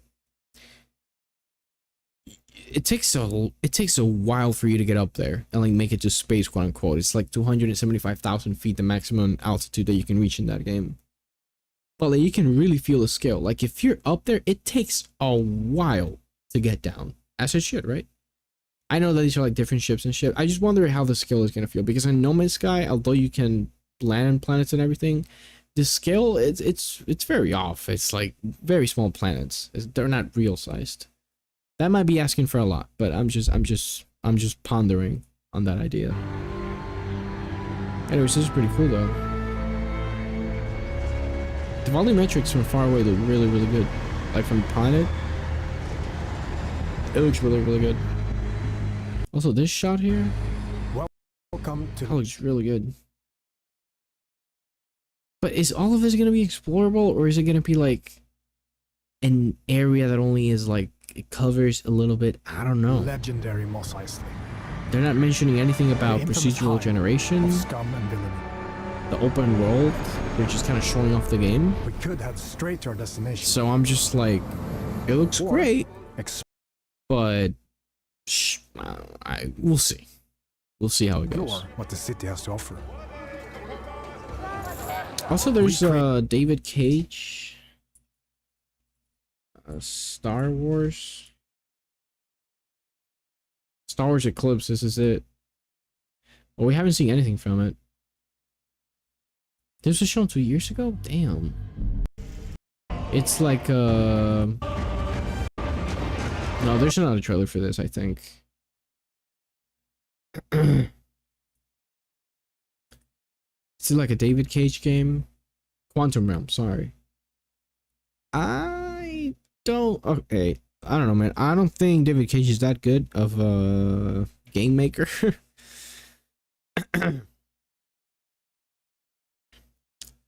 That's just me personally. I think Detroit Become Human was a success in the way that it handled player agency, because you actually did have a lot of different paths and ways you could go on about different missions. But the story was like, it was like an allegory for slavery. And I'm like, what the fuck are you doing, bro? This is so, I don't know. I didn't like it, me personally. And what is it? Beyond Two Souls.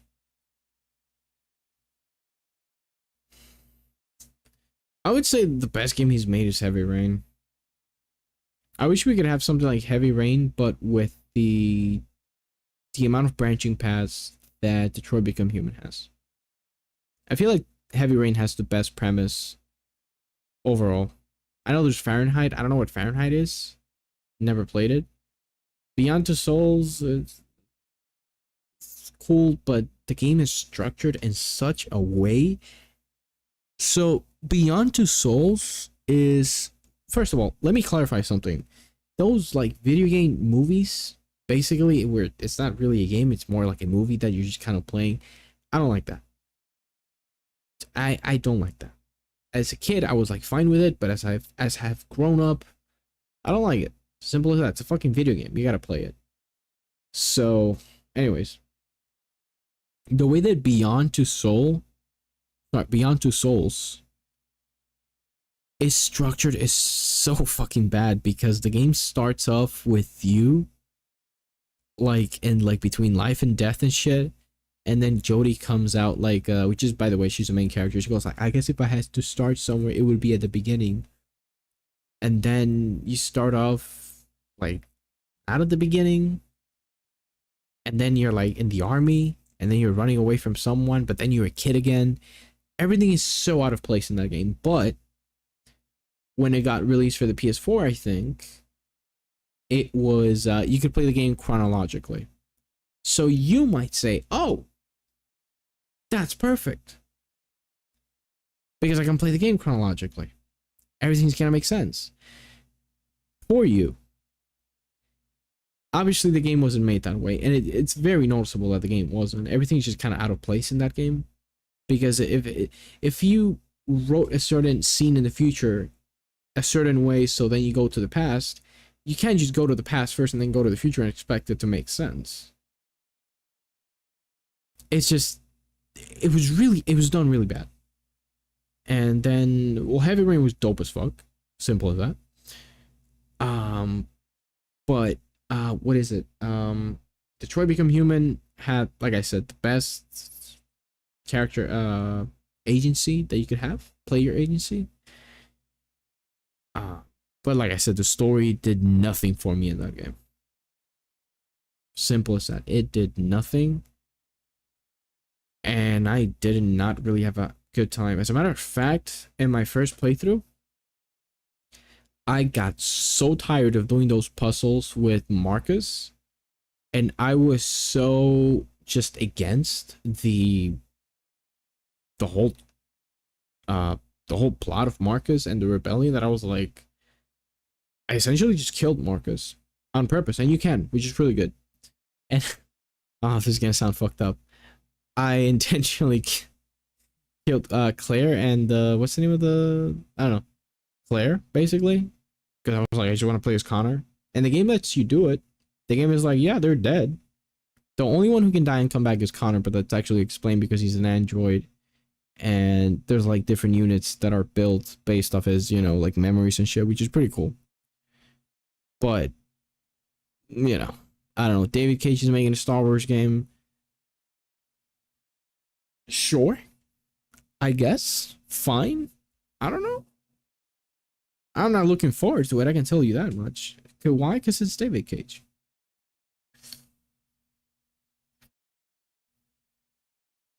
And like David Cage is like such a weird character, because, you know, he talks sometimes. If you look into like him talking in public, he goes like how video games, he talks about how video games should strive to be something like more than they are, but then you have like a game like Beyond Two Souls, and it's like, what are you doing?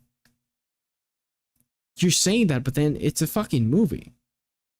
I feel like Beyond Two Souls is probably the culprit of why people go like, oh, PlayStation is you know, they make movie games, they don't make real games. I'm like, what the fuck? I think it's Beyond Two Souls what started that whole thing.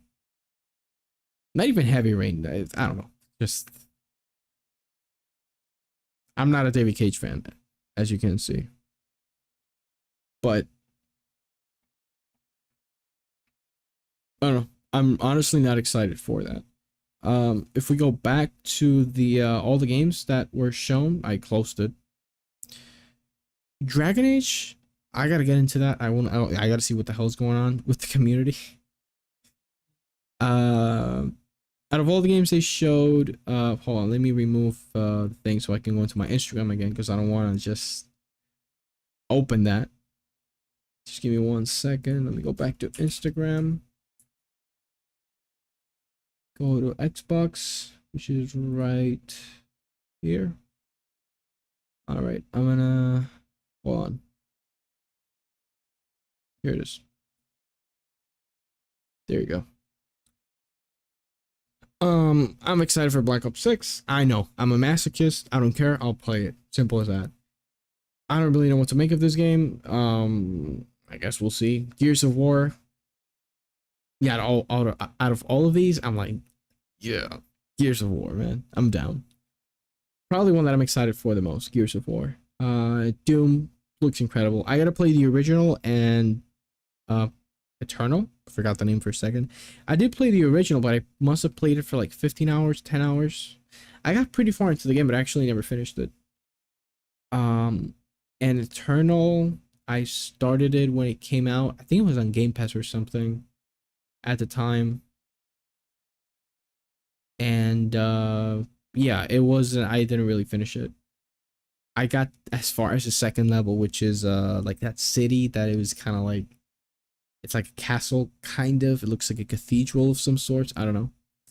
Avowed, I'm sorry. I can't do it. Diablo expansion, I guess we'll see.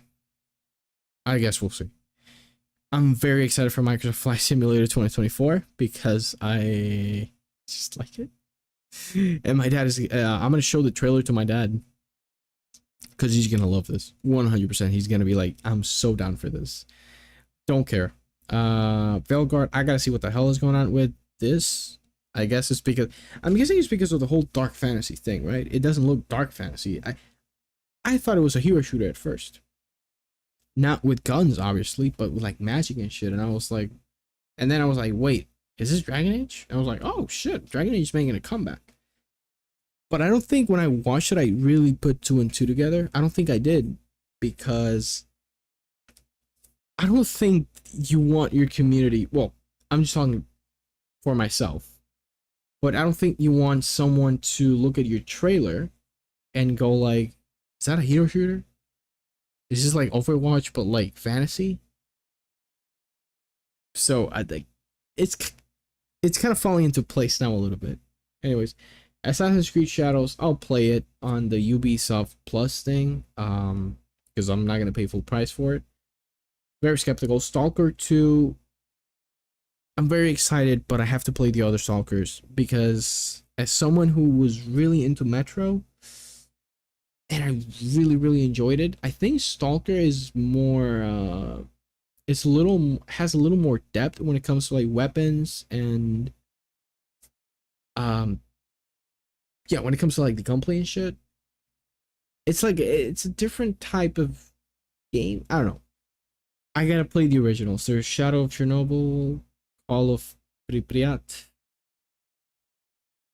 I'm missing like a couple, I think. But yeah, this game, by the way, was heavily there were a lot of issues with the development because of the war in Ukraine. It's a studio who is in Ukraine, so go figure. Age of Mythology, I don't really care. Fable, I gotta check out the Fables. Maybe there's like a patch somewhere that I could patch the first game because I generally cannot see it. The HUD is so small. When I was in the first town, like doing those deeds, like good deeds, bad deeds that you got to do, I couldn't see where I was going because it was insane how bad it was. You know, it's not optimized for like, you know, it's an old game. Anyways, Mixtape looks pretty cool. It looks less game, more like showcase. Looks like to be a musical. Also, yeah, there's Life is Strange. There's games that we're missing. I'm gonna say it. Life is Strange is one of the most overrated games. I don't like Life is Strange. It has a cool concept. Unfortunately, I can't really find it relatable. I don't think the writing is that good. What do you want me to say? I know people love Life is Strange. I don't really. I played it. I played the whole thing. I think it's a very overrated game. I'm not saying it's a bad game.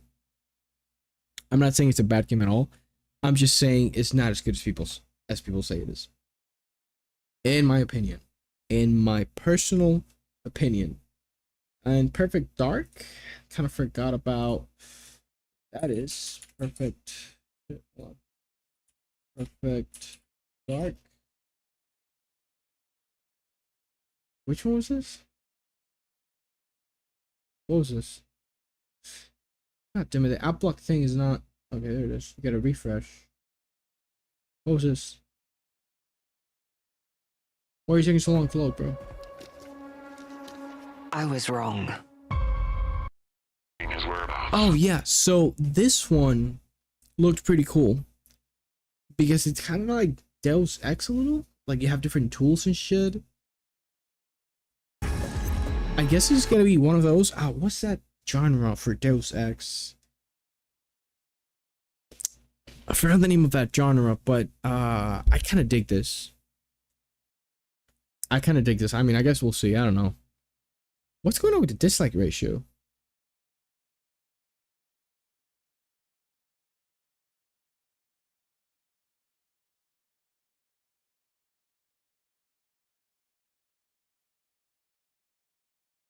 Is this a problem with my YouTube that like the amount of dislikes in the trailers that we're watching? Oh, wait a second. This might be because of the wait, no. Because of the whole thing with Xbox and shit? But yeah, this looks pretty cool. Simple as that. I was pretty much into it. On your monitor. Can you confirm? So I guess we're gonna see how it plays out. Probably missing a bunch of games that are not like that big for them to be mentioned in this. Oh, State of Decay 3 was a thing. What else? So people here remind me. Gears. What else? Doom, Forza, yeah, it's not there.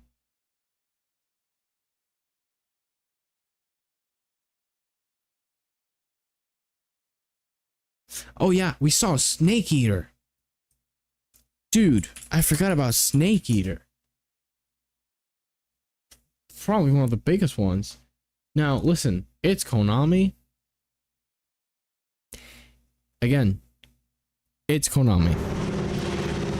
Rain of Salt. But listen, so Metal Gear Solid 3 is arguably one of the best games ever made. Simple as that. Now, Konami, they're making a remake for Silent Hill 2, which if it does well, I guarantee you, there's going to be a remake for the first Silent Hill. It's going to happen. It's going to happen. Konami's going to see it as a way to make money, and they're going to be like, yeah, we're going to make a remake for Silent Hill 1.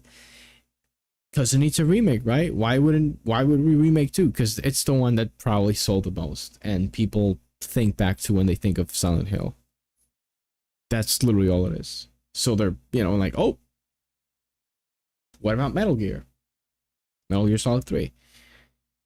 Anyways, if they leave the game as is, with the direction of Kojima originally, if they leave the game, obviously, you know, you could add more stuff. I'm not saying just leave it as is, because some things from that game are just not that good. Like, the aiming was really fucking awkward. The way you transition from, like, standing up to, like, going prone, it's really bad. It is what it is. But as long as the direction is not removed from the game, I feel like this has way more potential than Silent Hill 2. Because let's be fair. Oh yeah, I forgot about Silent Hill 2. Oh well, that was for the PlayStation showcase. We're talking about Xbox, but you know, anyways.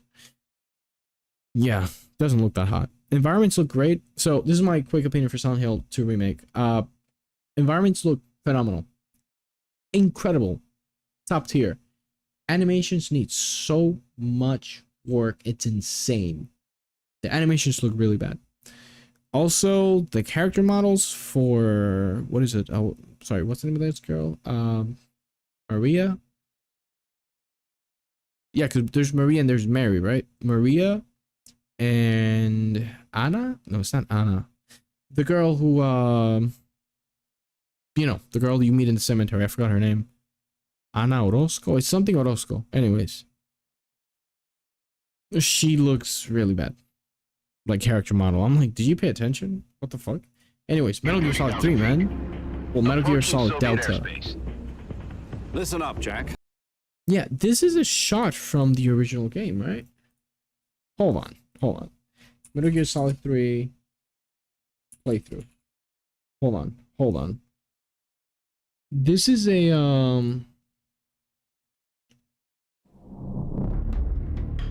not this. Hold up.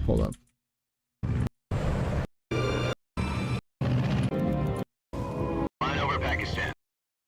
3,000 feet. Yeah.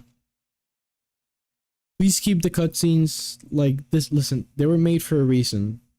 Kojima directed this game. So hopefully they keep that. Because they could just be like, you know what, because of Kojima, like, we're just going to change the direction and it's just going to play differently. It's just, come on, don't do that. Because I remember this was from the Approaching original. Soviet airspace. Listen up, Jack. Your mission is to infiltrate Selino Yask in the Soviet mountains, ensure the safety of Sokolov, and bring him back to the west. In-game footage. Your codename for this mission will be Naked Snake. This looks so good. Naked Snake. Oh my god. I don't want to get excited because it's Konami. Dude, the game is already made for you. All you gotta do is fix a bunch of stuff. Well, not a bunch of stuff. You gotta fix some stuff, add new things here and there. That's all you gotta do. You don't gotta... Listen, when you're doing a remake... Yeah, I got no experience in game development, but the game is already done for you. The writing is done, the pacing is done, the fucking... everything is done, the levels. So please... Konami, remember, I'm not letting this go. They turned Metal Gear Solid into a pachinko. They made Metal Gear Survive. They made Silent Hill into a pachinko. That's a thing Konami did. They did it. That's not a state secret. That happened. Anyways, good luck with this game because I don't want to geek out, but this looks fucking amazing. But it's Konami. I'll be referring to you as Snake from now on. The clock is ticking. Yeah, these are all shots from the game. So hopefully... This will be a... No 4K? Nah. We're watching this shit in 4K, bro. We're watching this in 4K. Is there like an official... Okay, GameSpot has one. I know it's taking so long to load. There you go. Base. Mountains. This will be Much better. Also, the hair on Snake. Sorry, on Big Boss. Oh, well, he's not Big Boss yet. He's Snake still. He's not Big Boss yet. Yeah. Spoiler. Oh, this looks so good. Yeah, anyways, the hair looks way too clean for this man to be out here in the fucking jungle. Eating like snakes, no pun intended. The hair looks too clean. That's my complaint so far. But seriously, the vegetation, this looks so good. Oh my god, this looks so good. And he still looks like Snake. Look, this is how he looks like in well, not Solid Snake, Snake MGS3. This is how he looks like. Actually, you know what? We had it right here. If we go when he drops, can you maximize? What the fuck's going on? Hold on. There you go. Yeah, hold on. So he gets off the parachute, and then he takes the weapon. Okay, here he takes the mask. He's talking to this guy. Then he gets the guns. Get out of your backpack. And then he has a little cinematic where he gets the gun out. A fake. Hold on, I'm trying to show you that they look the fucking same, basically. No. Holy shit, that's, yeah. So this game has a lot of dialogue. Don't worry, it's important. It's not meaningless shit. Yeah. Show me the. Oh my god. Those CQC techniques I taught you are sure to. Yeah. Here. Hold on. This is what we're seeing. He still looks like Snake.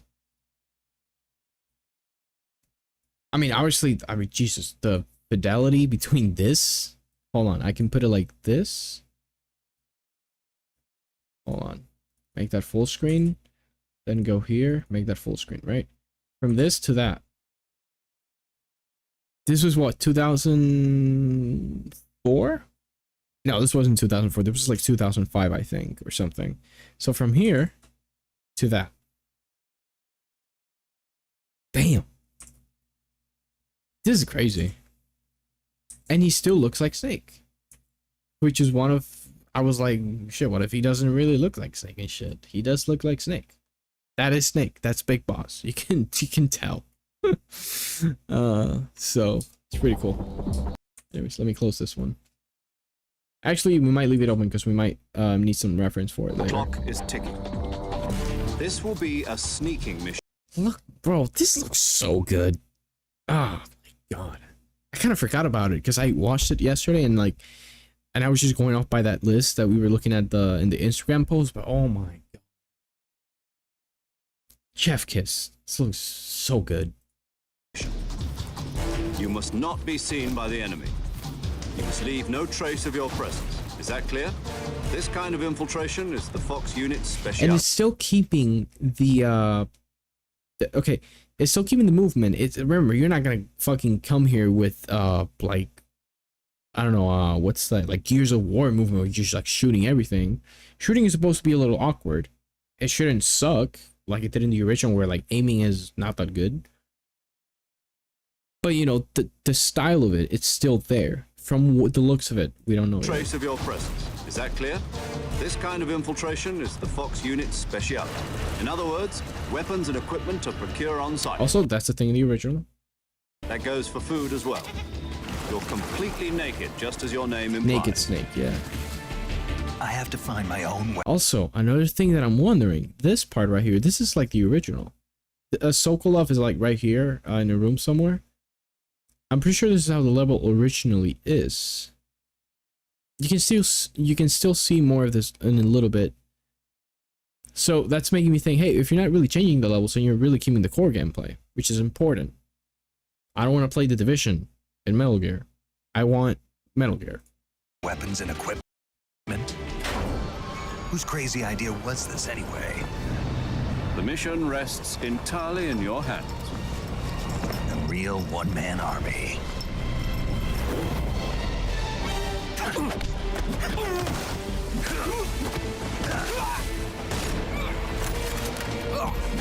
I wonder if we're gonna have what is it? You know how in the end boss fight you could like change the date? So because the end is so old, you could change the date. So he would die of boredom, basically. Well, he wouldn't die of boredom, he would just die of old age. And you could just beat the boss fight like that. I hope it keeps shit like that. This game has a lot of details. There's a video, it's like a 2-hour long video on like every single detail in this game. And it's insane the amount of thought that went into this game. It has so many details. And I hope they keep those. That's one of the biggest fears that I have with this game.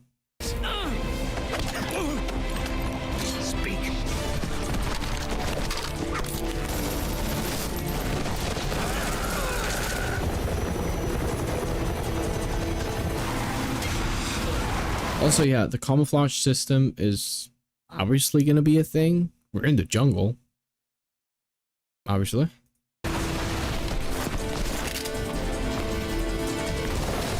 That's crazy though. This looks like CGI, but it's not. That's not CGI. That's just how the game looks. This looks so good.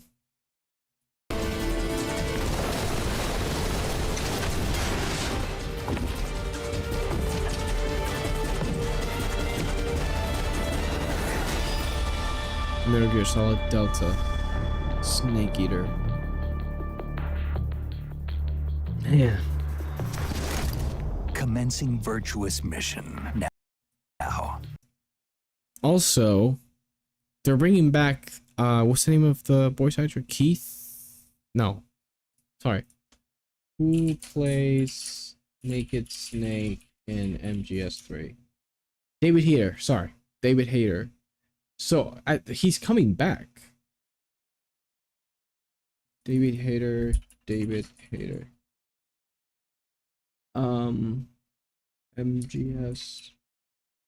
MGS3 remake. That's him. David Hayter and Snake, yeah. So they got David Hayter, bro.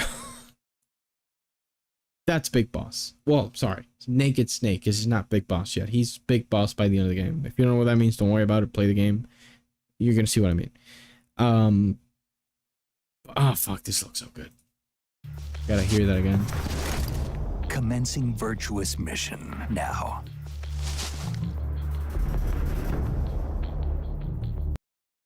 I am so down.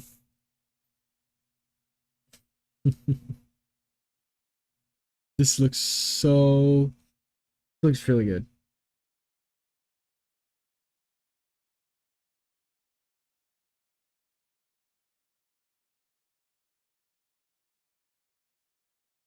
You can actually see new Ocelot from 125?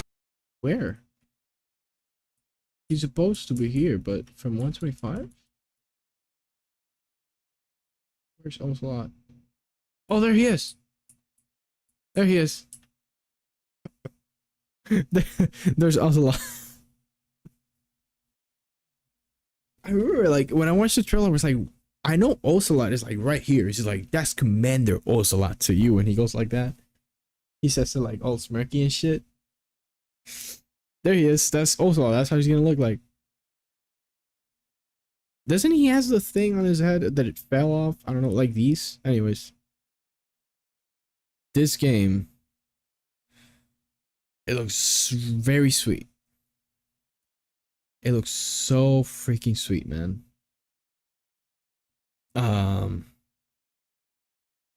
You can also see him in 137. Oh yeah, there he is. There he is.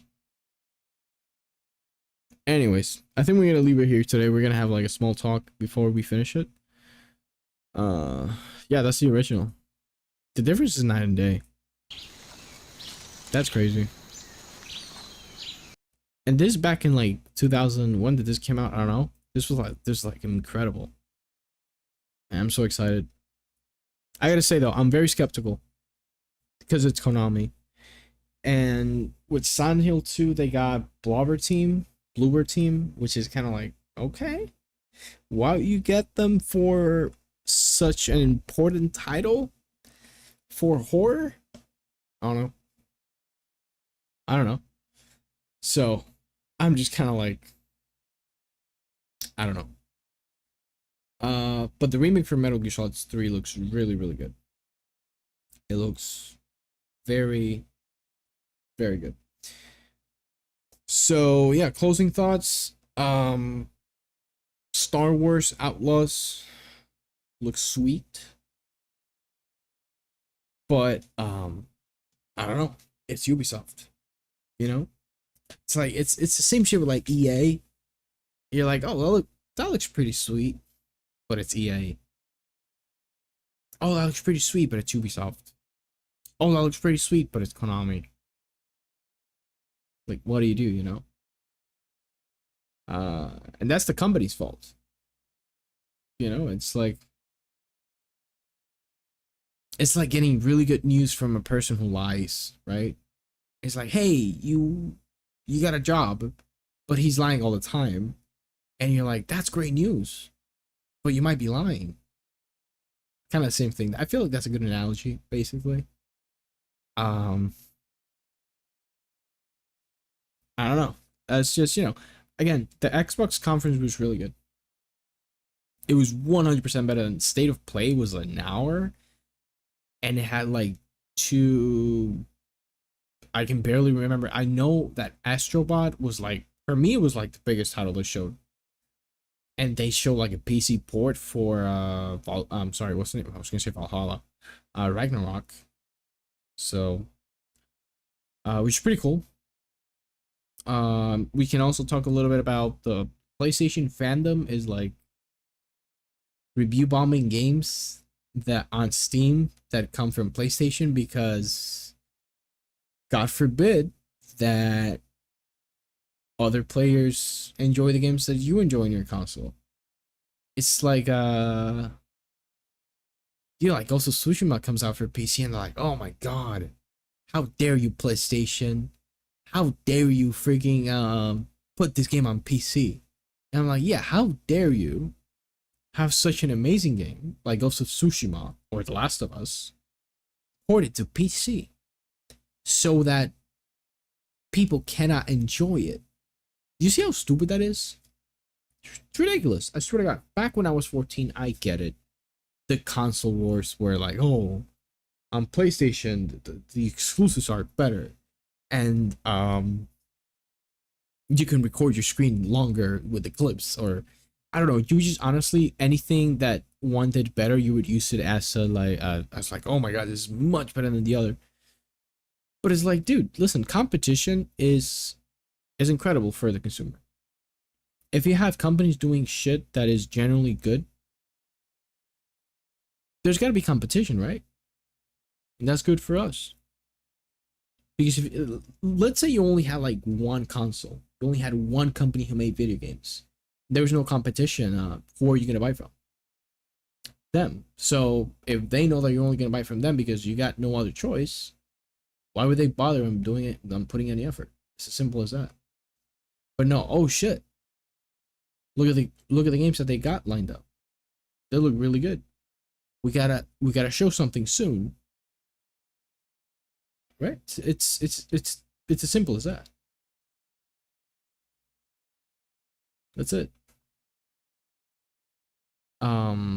People are stupid with the whole console wars. Like, what are dude, are you 14? I don't know, it's just ridiculous. Same shit is gonna happen to God of War Ragnarok when it comes out on PC. People are gonna be like, how dare you put this masterpiece of a game on PC? I'm like, dude, a lot of people are gonna be able to enjoy it. How is that a bad thing? Do you want to justify your purchase of a PS5 that much that you're willing to say, no, don't release it on PC because I don't want other people to enjoy it? That's ridiculous. That's just ridiculous. It is what it is. So, what other thing could we talk about before we end it?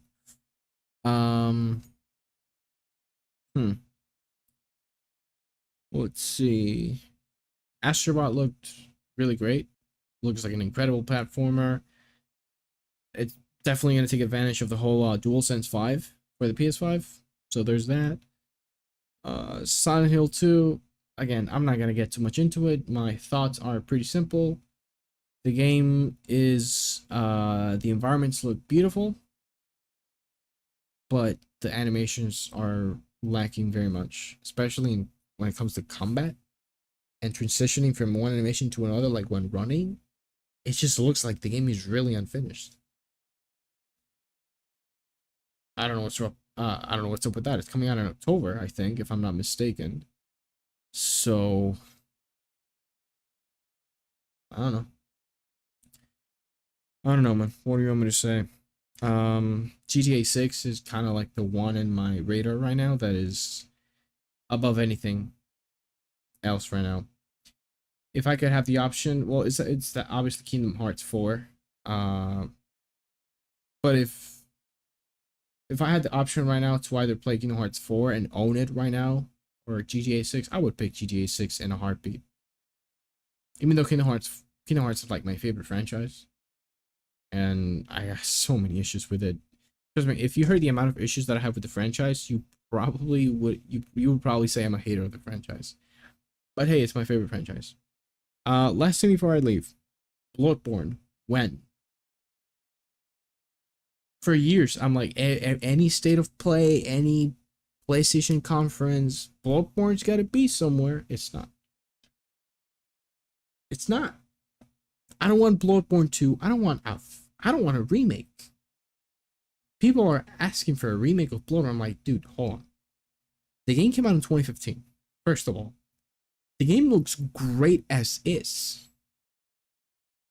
I feel like it's the syndrome that people don't know what they want. It's that they haven't played Bloodborne in such a long time. Because, you know, it's like, it doesn't even run at 1080p. It runs at like 900p. It's running at 30 FPS. People want to see that game in 4K and play it at 60 FPS. You can only do it with like a hacked PS5. Like, that's or PS4 Pro, sorry. And people are like, oh, give us a remake. Bloodborne does not need a remake. Bloodborne has aged really well. It's been 9 years and it looks incredible. And that is a testament to how well crafted the art style and atmosphere in that game is. All that it needs is like better textures, give me like resolution, frames. That's it. That's all I need. I could, you know what? So the silver wishful thinking, maybe they're gonna make a Bloodborne 2. And they're waiting for that to kind of capitalize on that with the remaster of Bloodborne 1 with a port for the PS5. Maybe. I don't think that's going to be the case, though. I feel like we would have heard about it by now. I don't know. Miyazaki's best game is Bloodborne, and honestly, it becomes a joke to me every single time there's a PlayStation event. There's no fucking Bloodborne. Which is like one of my favorite games of all time. Probably the second after Witcher 3. Which, by the way, they both came out in 2015, which is kind of interesting. Last time I played Bloodborne was before Elden Ring. After that, I haven't played it. Because the game runs, the resolution is really low, and the game runs at 30 FPS. There's no, just give me backwards compatibility. Just let me play at 60. Don't even give me resolution. Just let me play 60. That's all I want. And I don't think as us as like Bloodborne fans, I don't think we're asking for a lot. Like, I would guarantee that Miyazaki would have already given us that. But it's the IP is on my PlayStation. I feel like that's why it's not, you know, because Miyazaki would probably be like, yeah, like, here it is. Here it is. We know how much you love this. I don't see people begging for Dark Souls. Actually, does Dark Souls 3 have a run at 60 FPS? Does Dark Souls 3 run at 60 FPS on PS5? Dark Souls is backward compatible with the PlayStation 5, offering a single graphic display running at 1080p resolution locked at 60 FPS. So there you go. That's why you don't have people begging for it. Because it's already a thing. But Bloodborne, I would say it's way more appreciated than Dark Souls 3 is. Simple as that. Anyways, yeah. So we're just gonna leave it here. Because I've been talking for... How long? Where does it say it? 2 hours and 39 minutes. That's a long time to be talking. So... yeah, I'm just gonna end it right here because I gotta be up early tomorrow. So yeah,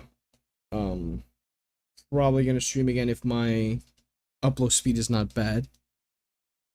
With I don't think there's any other important game events that are happening anytime soon. I think Ubisoft was the last one. Maybe there's something else, but it's probably something like not that big. it's probably gonna be something like the next trailer for GTA 6. No, it's gonna take a while. Sorry, it's gonna take a while.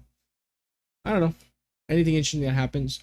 Originally tonight I was gonna play something, but we just kind of got caught up into it's just like talking about games. But it's either gonna be like Fallout 4. It's probably gonna be like Fallout 4, or I was gonna play a Call of Duty, but because I haven't finished Fallout 4, and I haven't played it in like over 2.5 weeks or maybe 3 weeks. Actually, Steam says May 20th, so it's gonna be a month and 9 days. That's the last time I played Fallout 4. Yeah, I was freezing there for a while. I think the upload speed went down or something. I think it's... What's going on?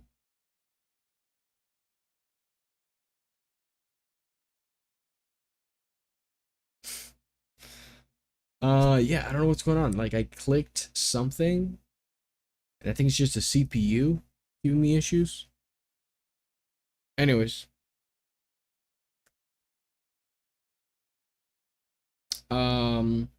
It's kind of ironic that it gets... Oh, wait, there it is. It's fine. Yeah, I don't know. I clicked something, and I think it's just the computer was like, yo, I got 32 gigabytes of RAM. I don't know what's going on. Anyways, just gonna leave it here. Probably gonna get some sleep, and